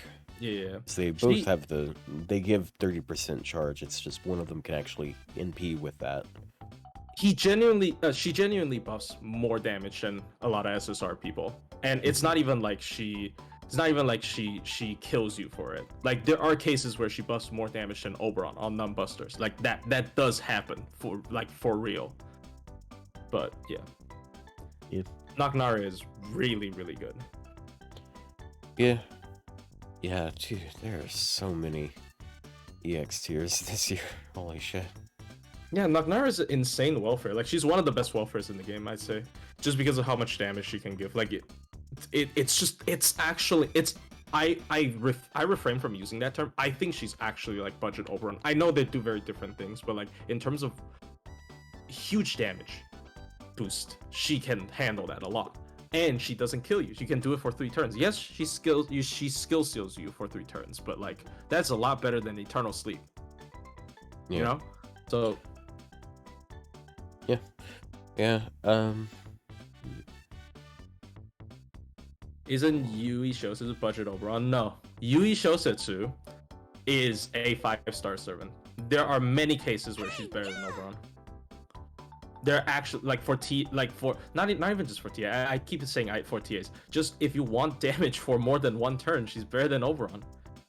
Like Yui is genuinely used in a lot. I would say, like, obviously she just came out. I think she would be used in TAs more than Oberon, for example, because like Oberon's only going to be on the last wave, and sometimes in a lot of recent TAs, the turn you need the most damage is not the last turn. So you don't need, like, if you have enough damage to break through the first 2 turns, you don't need to bring Oberon anyways. You already have enough damage. So yeah.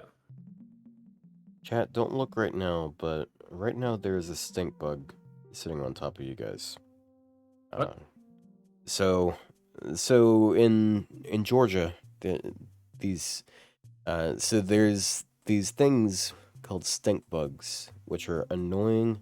It's not like they're skunks or anything that'll like spray. I think I know gas what they're shaped like a shield, right?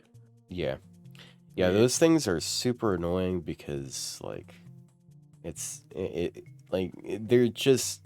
they're not small enough that you can swat them and flick them away, but they're and then they smell if you like try to smack them or anything. Yeah. They smell weird. Is it on your screen? Yeah, it's right over where Chad is. You gotta wait for it to leave. It's like a skunk. You gotta wait for it to leave. You can't provoke. Well, generally, I'll take like some sort of like paper bag, and I won't smack it because that'll get its juices on the screen, and it's also gonna risk damaging the screen. I'll just like scoop it into the bag, then roll the open part of the bag down, and then just squish it in the bag so I don't get anything on me. Sometimes I don't feel like that, and I just like put it in the trash, just trap it in there, and like teach it a fucking lesson, bro. Bro. Yeah, it's Damn, Gardevoir is your favorite Pokemon. What the fuck? What a self-report, bro. Bro, Coomer though. Coomer. See, I'm not a Coomer. I like Belfog. Just shut up. Yeah, he's not a Coomer. He's just a furry, which usually are Coomers as well. But do you guys he has know? A different, he has a different primary class. I have a shiny female Vaporeon called Did You Know that ... Damn. He's also got a shiny Salazzle. I have 4 shiny Salazzles. Oh Jesus! Because their outbreaks keep popping up. People want them because like they're a little bit difficult to hunt if they're not like evolved, because like the male Salandis don't do anything. So, anyways. Yeah. So, anyways, back to this list. Yeah, enough about Pokemon and stink bugs. So we've basically only gone into the top tiers here. Dude, Domon almost made it to EX Plus. Like I'd have been down for that because he is a really high impact servant, I would say. Granted, I don't know. Like I feel like he's as high impact uh, as Van Gogh, and like with how many people, like people keep going on and like dismissing servants because they have more of a challenge quest focus and like and people oftentimes overvalue the farming aspect of servants, and he's just like so good for farming. He is like he's an easy wave clear, and then Yeah, he also buffs the shit out of your team. Like yeah, he just makes so much sense. Works. yeah. He is also another thing. Like in the context of this tier list specifically, he has high impact at MP1. I genuinely think he Oh should have yeah. been in the X plus. But alas, alas, I don't know why Mist likes him as well. Like why is he not comfortable with putting him in EX plus? I think like for some people, and not a small group of people, he's higher impact than Van Gogh, right? Like I don't. Yeah, there's It's situations where he does more. yeah. He's not just a 40% attack buffer, he's also got 30% defense down on his first skill. But like there's also some situations where you want to be able to like crit. Like he's really solid in crit comps as a result of that. I'm 'Cause guessing it was the cooldowns. You know what? The only thing's gonna be on cooldown is the enemy's heart rate. They're gonna be fucking dead. Like, what do you mean? damn, Oh yeah, his Bonsi. His Bonsi. Okay, his Bonsi is genuinely one of the strongest like extra sources of damage as well. 30% MP damage up for Chaotic Evil on a Bonsi. 30% MP damage up on a Bonsi is Jeez. insane for the entire team. Like, I like for a lot of like damage, like max damage or min turn stuff. Like, if I want the actual maximum amount of MP damage with like Koyan Dark, I have to use Dolmen Bonsi. It is just the most. It's just the biggest number you can get, right? So it's actually, yeah, so good. Anyways, yeah, he's just really good. Yeah, Kiara was interesting. Like I don't like her. I like her, but I don't like her gameplay. But yeah, I'm sorry. fuck, now it's on my You should make it. keyboard. I hate how I hate how they're so big, dumb, and clumsy too. They'll just fly around and bump into things. Dude, I remember one time. Okay, I'm talking about stink bugs. If it wasn't obvious, I remember one time I was like waking up in my room because I was about to go I was about to travel with my family to Ohio, and I was just sitting there Oh in my no, room. Ohio. Sorry. Yeah. I never got funny. the Ohio joke, by the way. Yeah, Like, is it a horrible state? It's no, it's just people are unfunny. That's all. Okay. But like I was just sitting there in the middle of the room, and I had my ceiling fan on, and this was this was like spring, so it was when they were in full swing, and one of them, like I'm just sitting there, my eyes are closed, and I hear.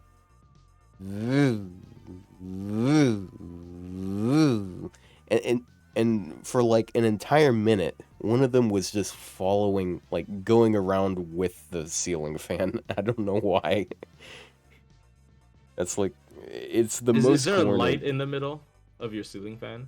Oh yeah, yeah. That's That probably part of it, I that guess. yeah, that's It's probably just why. like, Yeah. it's just like, it's kind of funny. It was like trying to chase the blades of the fan, but. Okay, yeah, it's still in there. Anyways, yeah, Kiara's only issue is damage. Like, I think if she had some sort of thing that boosted her damage, that like for more than one turn, like maybe as a buff, I think that would just Yeah. be, it would work huge wonders. I could, I could see with just one buff she would go up to EX. Honestly, I don't know about EX, but I get what you mean. Like, skill 3, 30% MB damage up for 3 turns. Just extend the entirety of skill 3 to 3 turns as well. Just kind of like a Tamamo Lancer buff, where like you add another effect and then you also extend the duration of it to yeah. 3 turns. Yeah, I suggested something Boom. kind of like that, but like Yeah, I said stars. I like the Oh. stars idea because that helps her loop more. But Yeah, I mean, I was just trying to fix her MP damage, but yeah, like, yeah, yeah. I mean, I'm down for that too. Uh, I gotta say, the Moon Cancer passives definitely would do her some favors because Summer Kiara has like passive 12% NP damage and 12% arts. I think it's kind of hilarious. mm, oh, I think so. Yeah, so she'd definitely appreciate that. Uh, mm, man, I was so glad that we got Summer Abbey to A. Like, that Yeah, is just such a big slap in the face to the haters, bro. yeah. I mean, Summer Abbey is just genuinely decent. Like, I think we're going by different angles as well, because like I actually do believe people understand her utility as a support. Like people's blame sort of shifted more towards focusing on how bad her DPS is, which I don't think it's bad. Like I think her DPS, like, yes, it is Vango reliant, so like I'm a little bit iffy on it. Like some people might think, oh, she's bad with double Koyan, which she also isn't that bad with double Koyan light anymore because of that skill 2 buff. But like sure, um, but her DPS in general is just not bad. Like I don't know why people are like, oh my god, her DPS, she's like the worst stand. It really hurts. Like it really hurts. I forgot who posted that clip, but like people's perspective on the character really gets warped by like memes without a better way to put it. Like it was Yeah, literally a meme because like, oh, she can't kill embers. Like I know people deny that they got affected by that meme. Don't fucking lie to me. Like at least 50% of people were like affected by that meme where like, oh, she couldn't kill embers. Like under that context, so many things could not kill embers. I yeah. don't know what the fuck you're on. Fun fact. There's actually a lot of situations where Domon doesn't kill Embers, but that doesn't stop him from being really good. Yeah, like it doesn't, it's such a horrible argument. It's literally one of the worst arguments. It's like one of the worst memes that came out to like misdirect people. And it's just I guess it's the same with like Koyan versus Cuckoo, like it's my fault. Like the meme made people think Koyan Dark is like the worst shit ever because haha, she's the underdog, right, or whatever. So like it's just I think like memes just really warps people's perspective when the guy making the meme probably didn't mean it, but like when it blows up, people are like, oh damn, look at that, look at that fucking loser. Like Yeah, I don't know, that's it's just yeah, that's why they call them influencers, bro. wait, it was Kitashan? That's weird. I didn't expect it to be Kitashan, honestly, because Kitashan usually doesn't talk about gameplay that much. Uh, That's surprising. I didn't know it was it Kitashan. sounds like an offhand comment. Yeah, like he probably didn't even mean it or much, or like he forgot about. Like it was just, yeah, exactly. It was just Yeah. offhand comment. Like he just threw it out. Like, oh, okay. He's not super like a gameplay guy, anyways. So uh, Yeah, I'm surprised people would remember that from him. I think Arcwade is a little bit different because Arcwade has a very similar thing with Morgan, where people are like people super highly rate these characters when they first came out. They're like, this is the best thing ever. And then somebody came out and like, no, this is not the best thing ever. And then the guy's like, what? It's not the best thing ever? Then it must be the worst thing ever. It's like, no, there's a middle ground. But yeah. Yeah, yeah. I mean, she got ranked well. Like, I prefer her multi-core so much more than her Oh, for single sure. core. And For like, sure. yeah, it's like easy NP and then 30% team charge immediately after. Like, she makes so much more sense as a multi-core servant. Yeah, But it's she's people actually people fetishize single core. I hate it. she is actually like if you think about her charge spread, she's the only unit that has that charge spread in the game, which is a very good charge spread. She's 100% self charger that has spread 30. It's like neutral Tez but better. Yeah, I mean, yes, like people pretend like Tez buffs a bunch of attack. If you don't have guts, it's 20% attack up. That's all the buff he gives. It's literally all the buff he gives as a multi-core unit. It's 20% attack up. Like, it's not nothing. It's not amazing either. Like, it's really not amazing either. You know, like, you can make up for it. Like it's not like yeah. And then there are spreads where Tez just doesn't work. I mean, Tez also charges more because his MP charges like 10, um, to everything. So it's the same thing with Voyager. I think Tez is like Voyager's actually post buff Voyager is actually very similar to Tez, in terms of like the whole multi-core thing. And he technically has better MP damage because he has upgraded one, right? So but Tez has Rambo, so it depends. But like yeah. But like in multi-core, you don't always use Tez. You don't really use Tez MP more than once. So like so yeah, I like there's a lot of like Tez people would not hesitate putting Tez high, and I think he does deserve it because not just multi-core, his like AOE Arts DPS is also really good because I don't know why he has better illusion. Yeah. Hack onto an insane battery, but still, you know, it like a lot of people only talk about Tez for his multi-core, then you shouldn't rate Arcade or Voyager low. I mean, they didn't rate Voyager low, so anyways. Yeah. Yeah, that was a bit of niceness, I guess. I've actually also sorry. Do you have something to say, or like I want to make another small point, just not important, but kind of important, I guess. Or do you have yeah, something to say? yeah, go ahead. So like I had a discussion with like a Taiwanese FGO tuber who's like he's like a really big Taiwanese FGO tuber, right? He's probably the biggest Taiwanese FGO tuber. But we had a discussion on multi-core versus single core. And I understand the appeal of single core because multi-core always feels a little bit daunting. Because like, oh man, it feels like I need multiple high MP copies of a servant. It feels like my arsenal has to be more complete than than if I just had one DPS capped out plus meta supports, right? But I think another thing with multi-core is finding the right counters. So that's why I find multi-cores interesting because if you find the right counter trait units, like sometimes MP1 works, and it allows you to explore the box that you have, of the servants in your box that you usually don't use, which is fun because you pull characters to use them. It's another thing where people are like, damn, I pull a bunch of characters, I wish there are more cases to use them, right? And then when the moment they see multi-core, they're like, get that away from me, right? So like I think it's multi-core is actually, I still think it's a bad thing that manifested in the form of farming.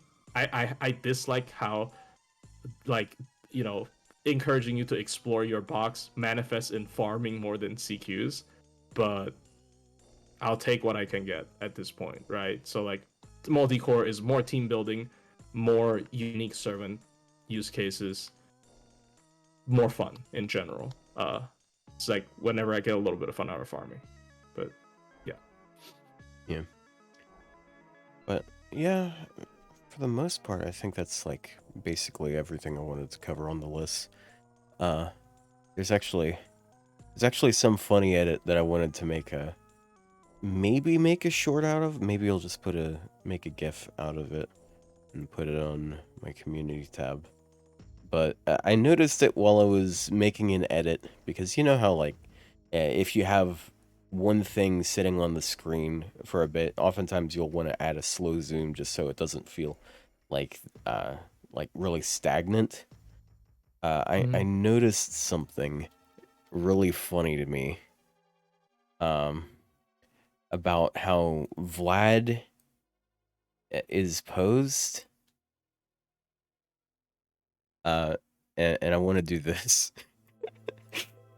I'm gonna give him a hat. It's the virtual insanity meme. yes. Yeah, I'm gonna do something like that because he's got his hand out like that. I know it's the opposite hand, but True. yeah, I see some good potential with that. You know what? Speaking of that, so chat, I already showed Plushy the thumbnail for this video, and it's an aggressive thumbnail. Okay, like it's definitely gonna get some clicks. It's gonna rustle some feathers. How about this? I like how it like aesthetically turned out, but it's gonna ruffle some feathers. It's not gonna be what people expect, but like, hey, that's clickbait, you know. I Yeah, mean, putting Creamhild in there, that's really what's gonna get people, because like the implication from the image is like, wait, Creamhild sucks? What the fuck? But but if you watch the video, you'll learn that's not the case. you know, Yeah. they won't watch the video. It's Well, then everyone in the comments can go and nerd emoji react to them. yeah, I when I was more pessimistic about FGO content creation, like there was a stage where I was just like complaining about FGO content creation all the time. I said something that I still find unfortunately kind of true, which is like FGO server reviews and whatnot. They're more like a hub of they're like a thread on Reddit. Like people don't actually watch the video. They just Yeah. they just watch the title, watch the thumbnail, and they comment. Yeah, and Like it's also the #1 place to flex your gacha rolls. Oh, true. Yeah, they like to talk about like, oh, but I get this. But like, yeah, I mean, it's kind of sad, but I mean, I kind of get it. Like, people just have lower attention spans a lot of times with videos. That's why Yeah. YouTube Shorts is a growing trend. Like, maybe I should just be making YouTube Shorts of server reviews. It's not like I'm making money anyways. Who cares? Yeah, Funa jumped on that trend, and it's doing. Last I checked, it was doing pretty well for him. Yeah, maybe I should just jump. I really hate it, honestly, because like YouTube Shorts is filled with like AI content at this point. So I really hate like encouraging people to even scroll through YouTube Shorts. But I think that's probably the general trend at this point. So This man has so much hair. I never noticed how much hair he has. It's annoying. Like, is it just like flowing out there like this? You know, I'm gonna give this man a fucking haircut. He deserves it.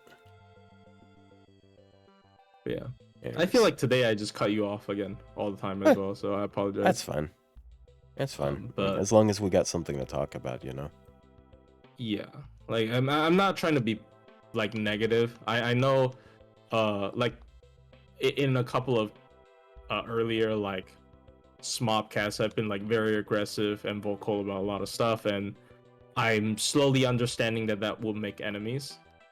And so I will be more careful in the future just for my own sake, because I don't want to deal with a lot of bullshit. So I would try to be more careful when I speak, which I know is bad content for some people, but sorry, like Yeah, we've had our share of problems caused by people who are not careful about what they say on stream this year, so yeah.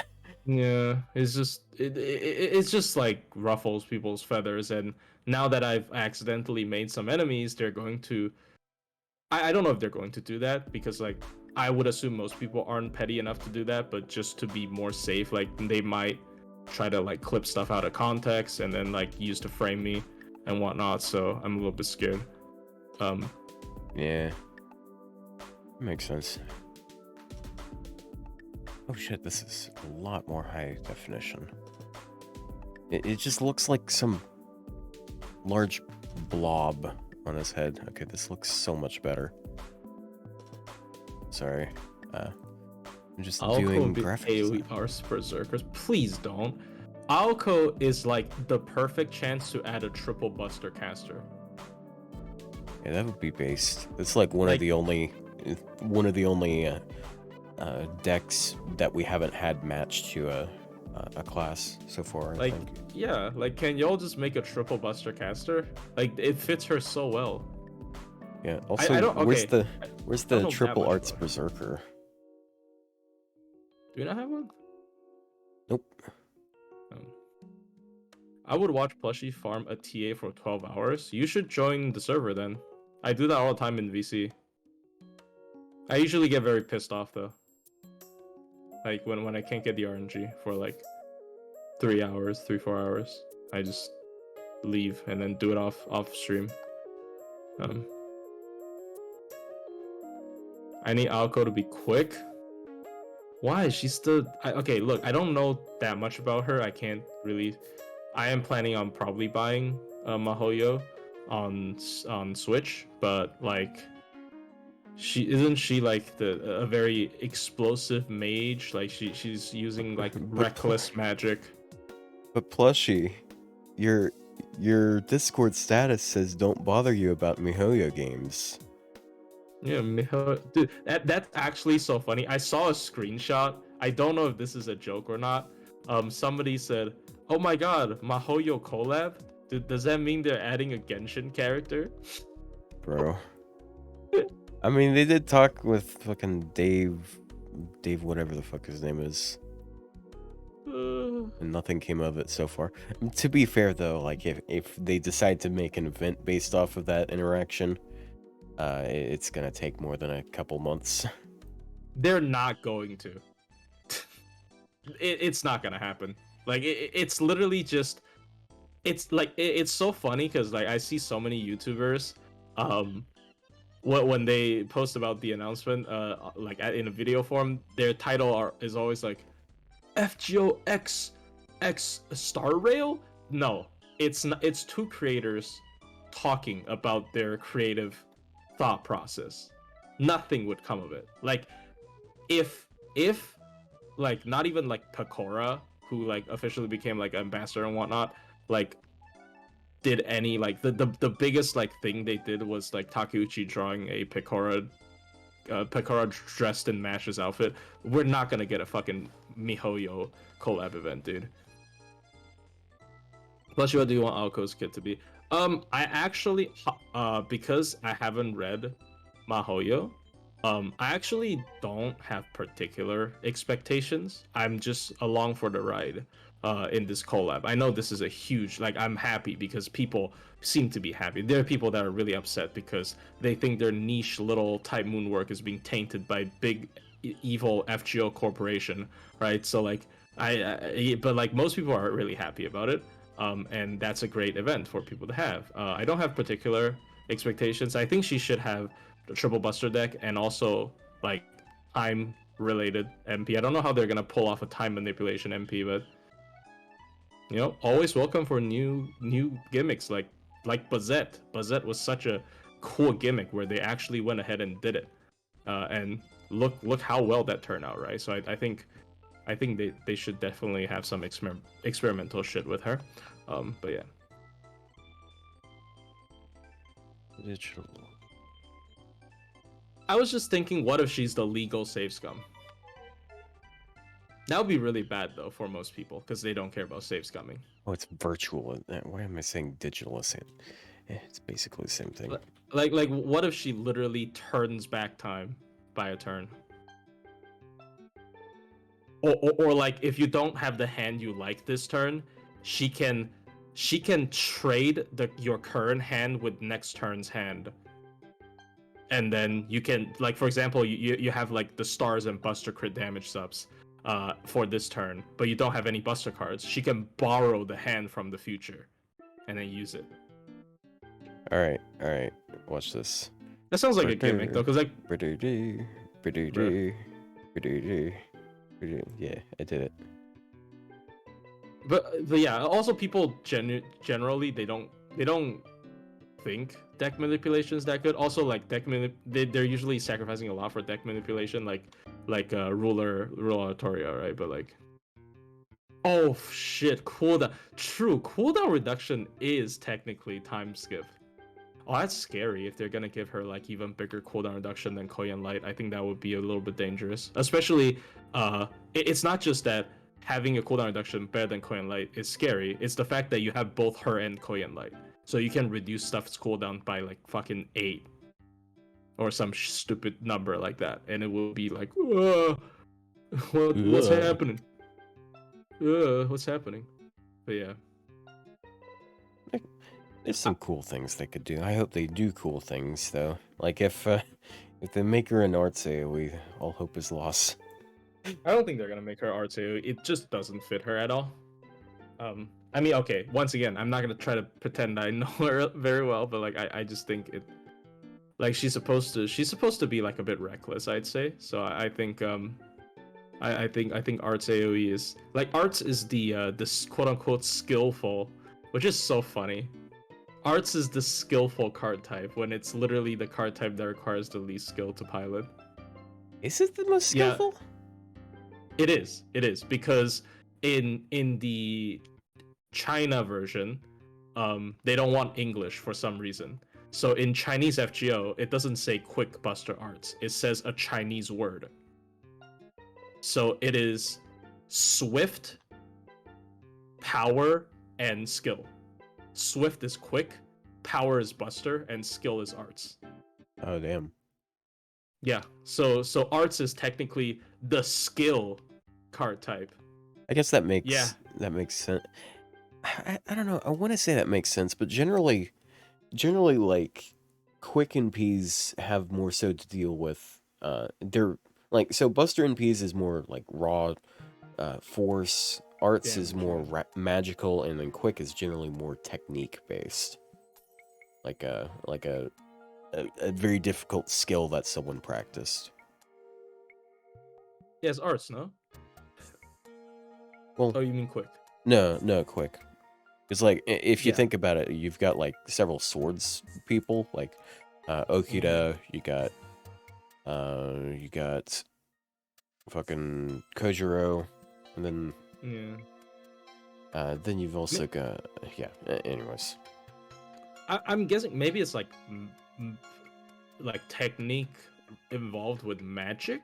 I don't know, but like yeah, arts is supposed to be the technique card type. it's usually like magical attacks, which I guess there could be technique to it. It's just Yeah. Very. It is very skillful when you spam solemn defense. So much skill. I love Castoria. Holy shit. Anyways. yeah. Yep. Good servant. Good for the game. Good design for the game. Yeah. Like, I got the argument where, like, you know, people wouldn't care anyways, and you know, she just gave people that wouldn't care an out. But like, my counter argument against that is, I think there's a lot of people teetering on the edge of, should I care about CQs or not? And Castoria's existence is what helped them make the decision of, okay, I decide to not care anymore. Which I think, like, yeah, for people who didn't care in the first place, it wouldn't matter because they would just skip the CQ anyways. But I think for people who are like, for people who cares, like she is our lore master, because that's how everyone gets their lores, by using Castoria. True. She is the lore master. Every CQ is done by her. But like, yeah, why does he have this stupid fucking cape bullshit? Like, it's not even like, it's nothing. Like, I don't even know what it is. It's just there and it's in the way. What cape? Like, you see this shadowy stuff behind him? Like, why is it there? You not, like, you see the gray, like, cause like he's got his. You're not showing anything on screen. Oh fuck, you're right. I feel so dumb. Yeah, it's this this gray thing here. Like I don't know why the shadowy stuff is here. It's just, it looks weird. I still don't. Oh, okay. Oh. Anyways. Yeah. Is he weird? I gotta remove it manually, and I hate it. But yeah. Anyways. Also, can we talk about how Cagliostro's best outfit was not an Ascension? Are you talking about what he dressed up in on story? Yes, the suit. Yeah, it looks so good. Yeah, they do that sometimes. Like, they did that a lot, in particular with this singularity, because there's a lot a lot of costumes that could have arisen. I get the other ones, but like, dude, Cagliostro's first ascension is so weirdly sexual. Dude is built crazy. He's like I guess they wanted him to be like a fencing coach. So he got like that giant fucking like nut protector, you know, like in like in like I don't know, is it like UFC? It's a cup. Yeah, you have a cup that protects your fucking nuts. Like he has that in his like pants. Like I mean, where else would he have it? Cagliostro is a disappointment in many senses. I think his story is a little bit disappointing, and his MP animation is really disappointing. But his design is pretty okay, honestly. Like, dude, look at this! Oh my god, look at this! It's insane. Like, you literally, most people would choose this Ascension. I'd say. Like, it's just, it's so good, man. Shit. It is just very good. Please let me just drag it over. Nope, I gotta drag it over. A groin guard. He, like, it's either he's just really training for some kind of fucking fight, or he's such a big asshole that he has to, like, oh my god, everyone's gonna try to kick me in the nuts.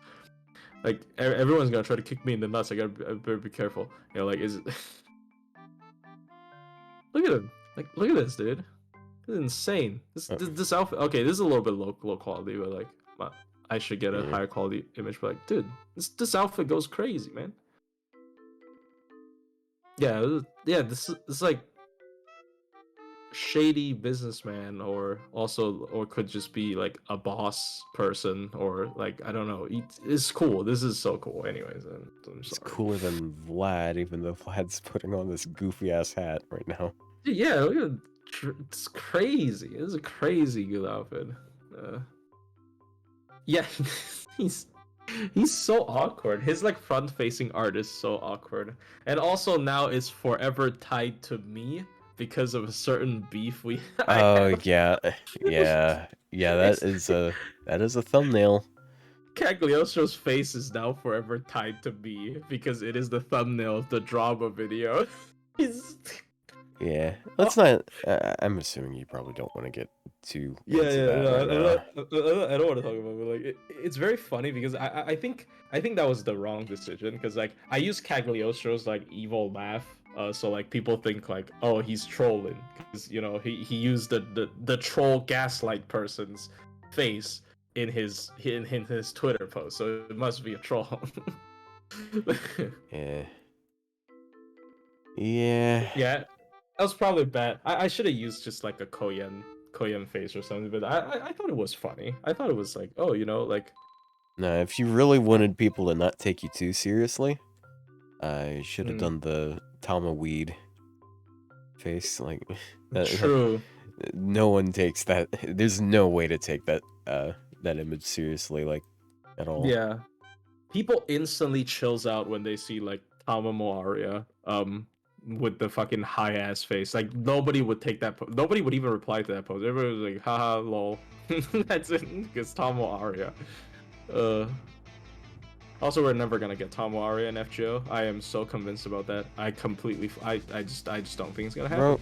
Bro, we're about to get Aoko, aren't we? Like, yes, it could happen. Come on, it could totally happen. Tomo Aria. She might appear in the second DLC of Samurai Remnant though. Like she appeared, but like she might be playable. I don't know. I think Ushi goes and became playable. Yeah. Yeah. Also, I don't think I've seen anyone say anything about it, but like, isn't it kind of incredible that we're getting 2 good collabs this year instead of like one half-ass FGO side grade collab? I say side grade, that's not quite right, I think like unironically within FGO's 4 months doing so well this year. Yeah, dude, FGO's doing very well this year. Yeah, like there is so many things that they're doing right this year, honestly. Do you know, like, people aren't even talking about, because like Olga Marie Quest took all. Do you know they had another quality of life when Olga Marie Quest dropped? Yeah, you You can could check check attributes in enemy. game. Yeah, check enemy. Yeah, enemy attributes. You can just check them now on the screen. Like FGO's been doing so much stuff people were complaining about, like the fucking quality of life changes, the tighter schedule. Like, I understand, you know, there's still a lot of dead time before Mahoyo collab, but like, come on, that's a second collab, you know, you gotta get like, id was great. Like, I think id had I don't know if you played through the entire thing yet, but like, No. I'm not gonna spoil it, but like, id had like, it was very cinematic. It was a lot more cinematic than it, like, other chapters. It has like cutscenes. It has like moving cutscenes. Like, I know it's not like, you know, completely animated, but it has moving cutscenes, right? Like it's got a lot. It's Yeah, it looks not. it looks really high quality from It what I've has. seen. They dubbed some of the lines, not all of them, obviously. They dubbed Damn, dude. some of the lines. Can you believe that? They fucking dubbed They spent FGO. wait, they spent money on making a voice actors say words. What the fuck is this Yes. thing? Is this Yeah. this is like They dubbed some of the lines in id. I mean, it's not a lot of the lines, but obviously it's the most impactful lines. Like, it's just try to hit you in the feels, but like they dub lines in id. And look at Jolter's animation update. Like, how good is Jolter's animation? I think Jolter's animation update is insane. So, like, funny thing, I actually still haven't like seen her new animations. I haven't used her since she got the new the glow up, but I've heard so many good things about it. I've seen the NP animation. yeah, the MPs obviously it got a theme as well. Both of the Johns got an new MP theme, which is really cool. But her animation is really good. She has like a lot of impact in her moves. She still retained the classic like extra attack where she there's circling spheres around and then it's like all rains down. She has so many cool animations. They fixed how like it was awkward when she had her costume back in the day because like it's weird where she pulls her flag out of it. Like I think she's just, it's so good. It's they've been adding so many good things, like little things that probably don't affect their revenue even, and it's just great. Like I think FGO is becoming, like Lasengo is suddenly becoming a much more competent company. Like starting this year, really. Like I don't think there's a lot to complain about. Yeah. It's funny too because NA is moving into a pretty bad period. So like Yeah, I think what we're gonna be seeing a lot of unhappy NA players and happy JP players. So yeah, that's why it's not that bad of an idea to play both servers. It's because like you're basically like, sure, it might be overwhelming at times, but what it means is you always got stuff to do. Like if you want to play FGO, you got something you can do somewhere. oh yeah, they brought back Ruler Jolter's MP in one of her animations. I think it was just, ah man, I don't even have Jolter. I feel kind of sad that I don't have Jolter now. I know I don't have gameplay use for her, but like her animation looks so good. Like do you know the Jean Easter egg where she pokes Jill Oh, yeah. Ray's eyeballs? Yeah, that's And it, like, pretty cool. And it only happens against Jill Ray enemies. I didn't even know they could do that. Like that's like I mean I'm like gawking at like little things like, oh, what a big deal. She only performs specific animations against like one specific type of enemy, but like it's cool. That's little things to appreciate, you know, aesthetically that they add to the game, just as a great, you know, Easter egg that people would appreciate, especially if they watched, you know, was it Carnival Fan? No, it was not Carnival Phantasm. Oh, it was Carnival. I forgot. Whatever. Like, yeah. You see a lot of like thought and love put behind the character. It's like, look at all these references. People who love Jean as a character would remember all these, and they're like, wow, they put that in the character. I love using this character now because, you know, she just has all the cool little references of this character's history throughout time. Like, it's so good. She has her MP theme is I think it is the Outbreak theme remixed, which is like kind of Jean's like moment during Solomon, where that music, like where she's leading all of the servants to fight against Gatia. That music plays. So like I think it was a remix of that thing. So like, it's all just so good. Like it's so there's so much love put into like these animation updates and whatnot, and like the quality of lives are also things we've been asking for, like being able to like fix your servants, mainly the command codes for me,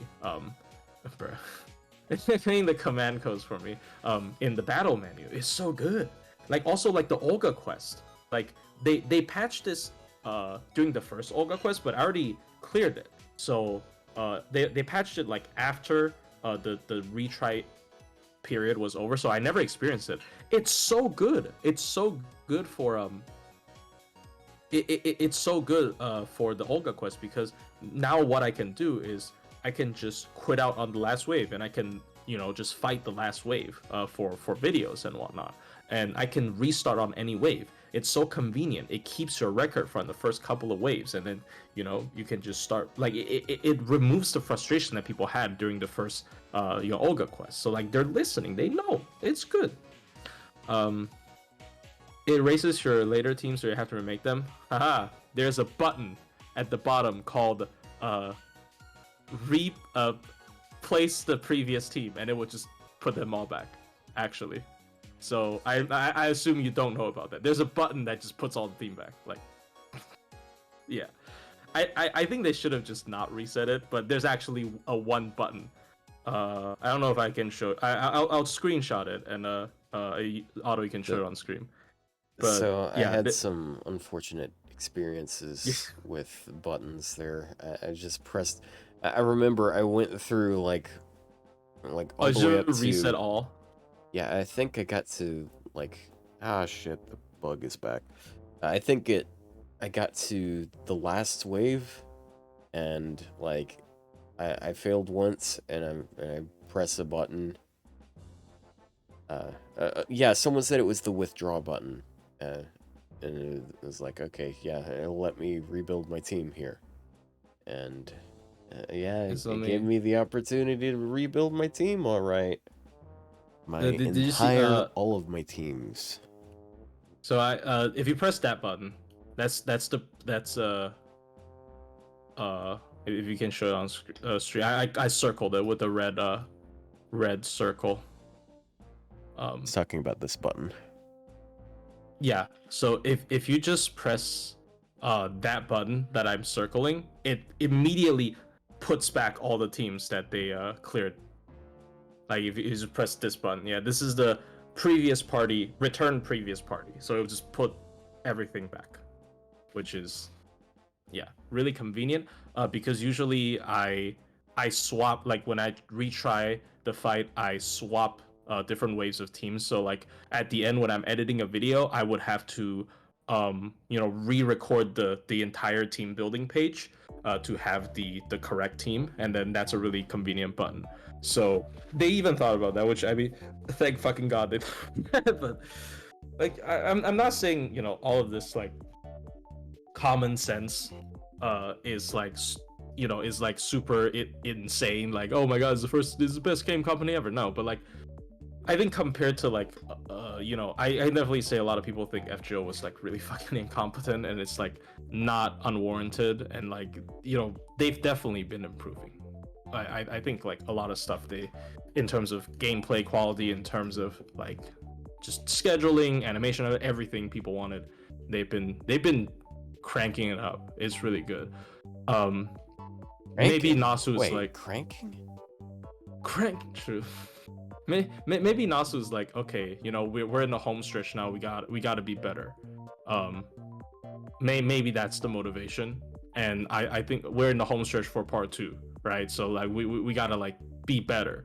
And I mean probably not Nasu, to be honest, but like, you know, like them, just the dev team, and they're doing it, man. I really hope. I think the last thing that will convince me that Lasengo has truly become just has truly like vastly improved is if the next Ordeal call comes out within 6 months. I think if the next Ordeal call gets released within 6 months, like maybe this year fall, I would be like, okay, they're I'll so be back. right back right quick. Just it'll take a minute. Oh, sorry, are you dealing with a bug? Oh, sorry, but yeah, yeah, yeah. So I think I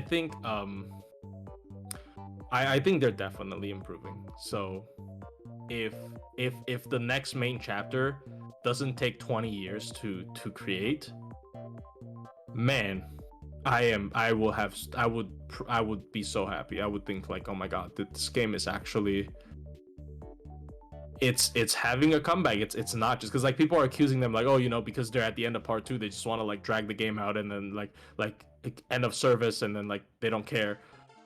Yeah. Let's fight the stink bug. But yeah, like I don't know. I'm usually overly optimistic about FGO stuff, so like maybe what I said is not that fair, but I am very happy with how FGO's been going recently. It's just Yeah. great to see. Anyways, Yeah. Actually wasn't fighting the stink bug. I don't know where it is right now. I was throwing something away. So apparently my dad's about to get home. He went out and I guess I shouldn't. No, I guess I shouldn't talk too much about him. It's private stuff. Never mind. Self docs. Yeah, self docs. I mean, like he was outside today. Does that, like, damn, that is such a dox. Like, so was like 80% of the population. He left the house. Oh no. Oh, insane. No. Yeah. Yeah. I didn't leave the house yesterday. I went grocery shopping for like after so long, because I haven't left the house for a long time, other than work, school, whatever you want to call it. But yeah, it's pretty fun. Dude, that was one nice thing about having a job. It got me out of the house. Like, it gave me a reason to leave the house. And now I don't have a reason to walk out of the house anymore. So just becoming a fucking, I hate the term, but a neat. No, it's, wait, does that count? Neat? I think a neat is specifically just stay home instead of actually being like a weeb or whatnot. Well, yeah, but that's the thing. Like, because it means not employed, educated, or in training. I guess I'm not. Oh, I didn't even know that. Yeah, that's why it's like capitalized. It's because it's an acronym. Why you gotta be uneducated to stay home? Well, it's not that. It's not that. It's like going through education. Like, if you're a college student, you wouldn't be a NEET. Oh, you're done with education. Yeah. Is what they're... Yeah, like I'm not in college right now. So. Oh, okay. Yeah, that makes sense. I thought that's like insulting. Like, oh, you're uneducated. No, yeah, okay, dude. I'm stupid. Yeah, all those dumb people that never leave the house because they're not educated. Yeah, like Osakabe Ime, educate yourself on some. Educate yourself on some fucking some bitches. Why don't you go educate some bitches? Why don't you go educate yourself on some not solos? Get out of here. Anyways. Hell no. Hell no. I love solos. Anyway. Yeah. So, I already saw her solo Olga, but anyways. So it's pretty late now, and you think this is an alright time to start closing out? Because we've got run the rounds for stuff, and for sure. I slept in, so like didn't leave much time for it anyways, and I've got like multiple videos I want to render, and I wish I could do that while streaming, but I think that's gonna be a wrap for us. Look forward to both of our videos, because he's going to be returning to making videos, right? Hey, yo, hold on. Samurai Remnant just dropped news. Hey, the new DLC is Yagyu. Yagyu related. Related? Or... No, Yagyu's in it. DLC 2, Wrecker's Fragment, Yagyu Sword Chronicles will be released on April 18th. April 18th. Ooh. Oh, 4 days. Damn. Ooh, okay, that is pretty hype. I mean, oh my god, we're gonna get Yagyu buff, Wagyu buff. Yeah, give him an NP upgrade. I know there's one stream mod somewhere that would definitely appreciate that. Yeah, I hope we get a Yagyu buff next week. Yeah, That'd be great. Make some sort of thing to differentiate himself from all the other 30 single target art sabers. Like, It's true. like holy shit, there are so many of them, dude. Yeah, they're everywhere. No. Yeah, Yagyu. I mean, I can send you the Oh, yeah. poster, I guess.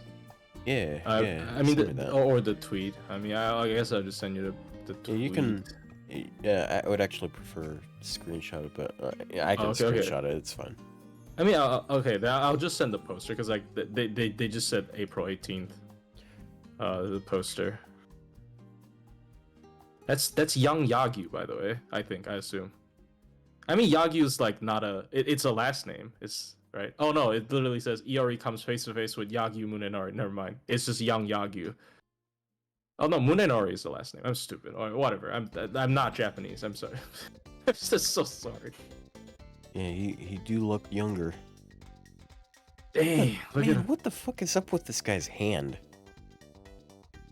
I don't know what it is. It's really wide, I guess. Like, he's got a big hand. Yeah, that's what makes him a good swordsman. Yeah, this is Yagyu, young Yagyu. Young Gyu. Damn, bro. Yeah, young Yu. Yeah, alternatively, Young Youth. Yagyu. Yeah. Yeah, he looks like he's trying to. Holy shit, dude! He's turning into Cagliostro. Yeah, y'all gotta really buff Yagyu to convince me that he's better than Iori. You guys gotta be. You guys gotta do a pretty good job to convince me he's better than Iori. All right, but yeah. Anyways. So yeah. Anyways, cool new news. Don't know much else about it, but there it is. It's pretty cool though that they're doing DLC pretty frequently. It's like. Yeah, I'm actually surprised because I felt like Ibuki just came out, like the four-handed Ibuki. Yeah, that was like 2 months ago, and here we are. Yeah, another one. So like it seems like they might sort of hold to some sort of episodic formula and just like keep bringing out shit like that every now and then. I think that's cool. It's especially nice because eventually, who knows, we might get a Samurai Remnant collab part 2. Someone in chat said it like right before I said it. Yeah, and then hey, that means maybe we can get other cool servants like yeah. I like some of the Japanese aesthetic. So okay. I mean, we all know. Oh, sorry.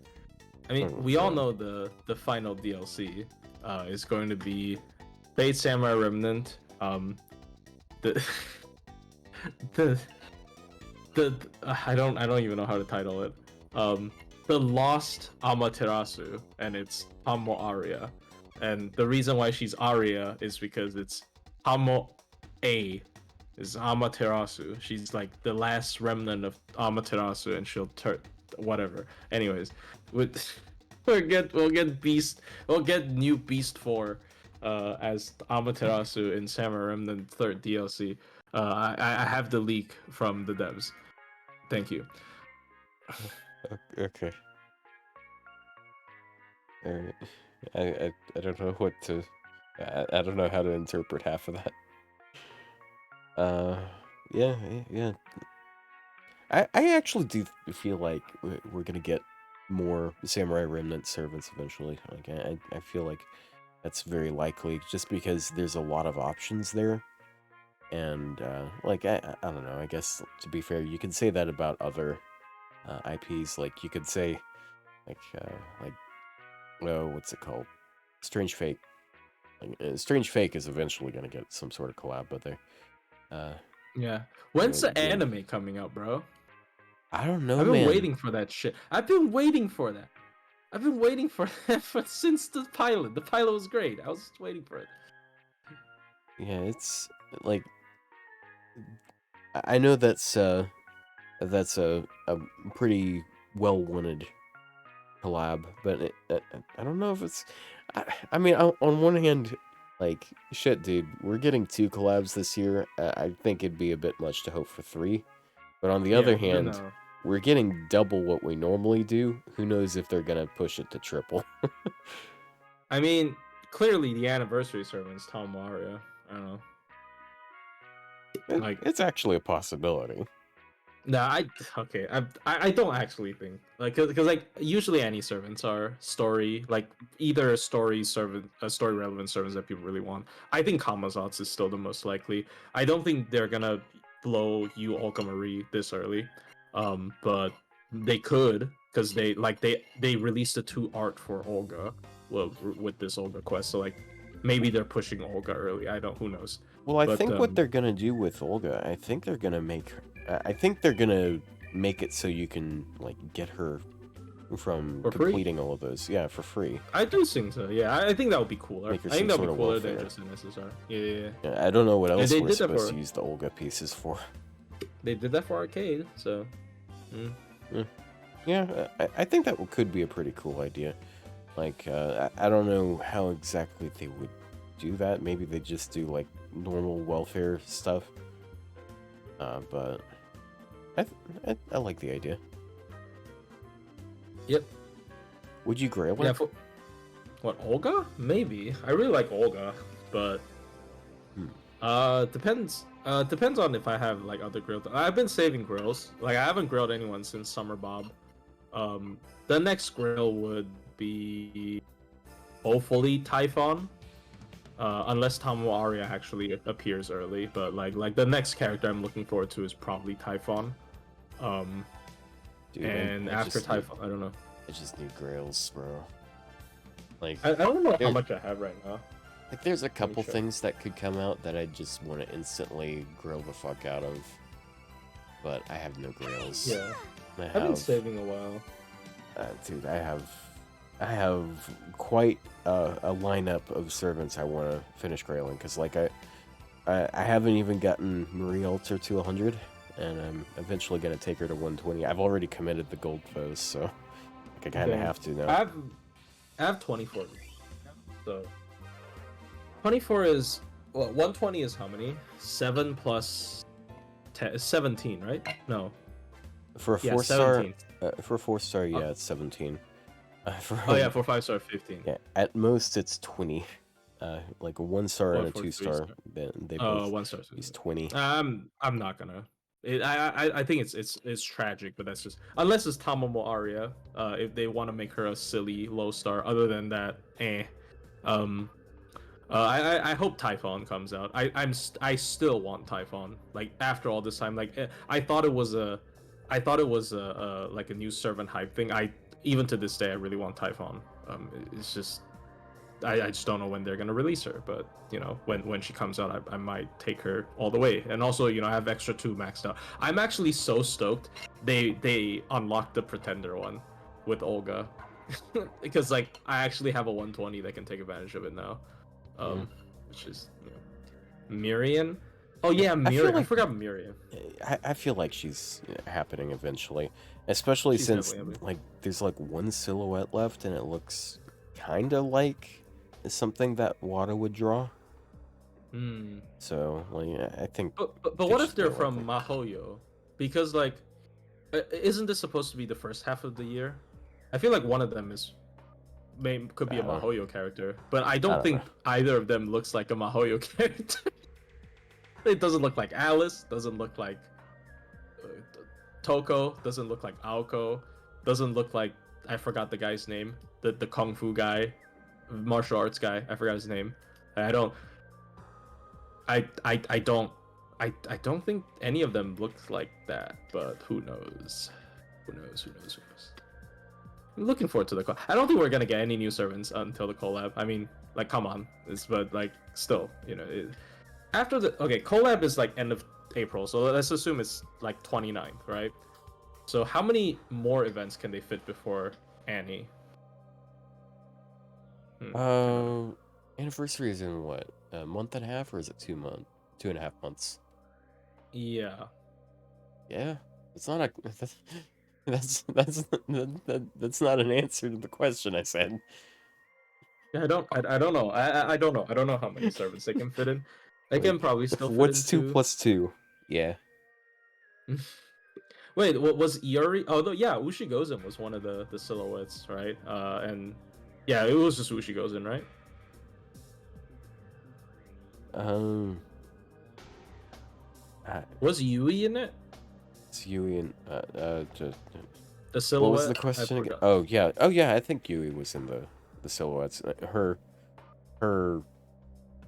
bodysuit ascension thing kind of Oh threw yeah, people off. it's her bodysuit ascension. That's right. So like so yeah, they can put collab servants in there. I'm gonna assume one of them was at least one of them is the Mahoyo collab unit.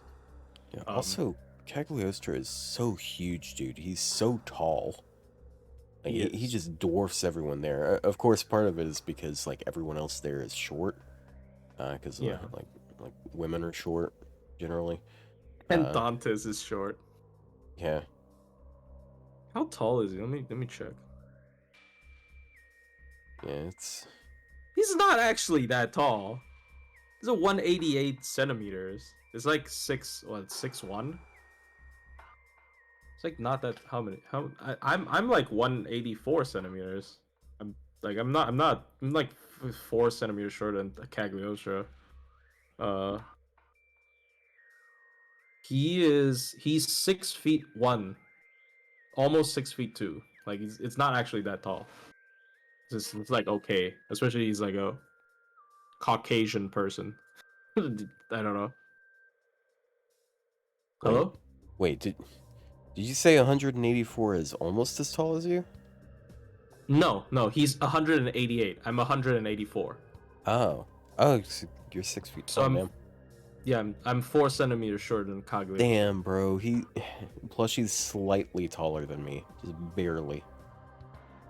Let's go, the fucking Chinese, haha. I I don't do know feel what a that lot means. taller. No, I do feel a lot taller when I'm back in Taiwan because like Asians are not that tall usually, but yeah, I still feel decently tall in America, which is nice, but yeah, how is that not tall? I mean, it is tall. I'm just saying like he doesn't dwarf. Like I thought like if he dwarfs people, he's like 190 something centimeters, right? I thought he was like a basketball player. Like, yeah, but I mean, he's almost 190 centimeters. It's like almost. I don't know. Anyways, Yeah.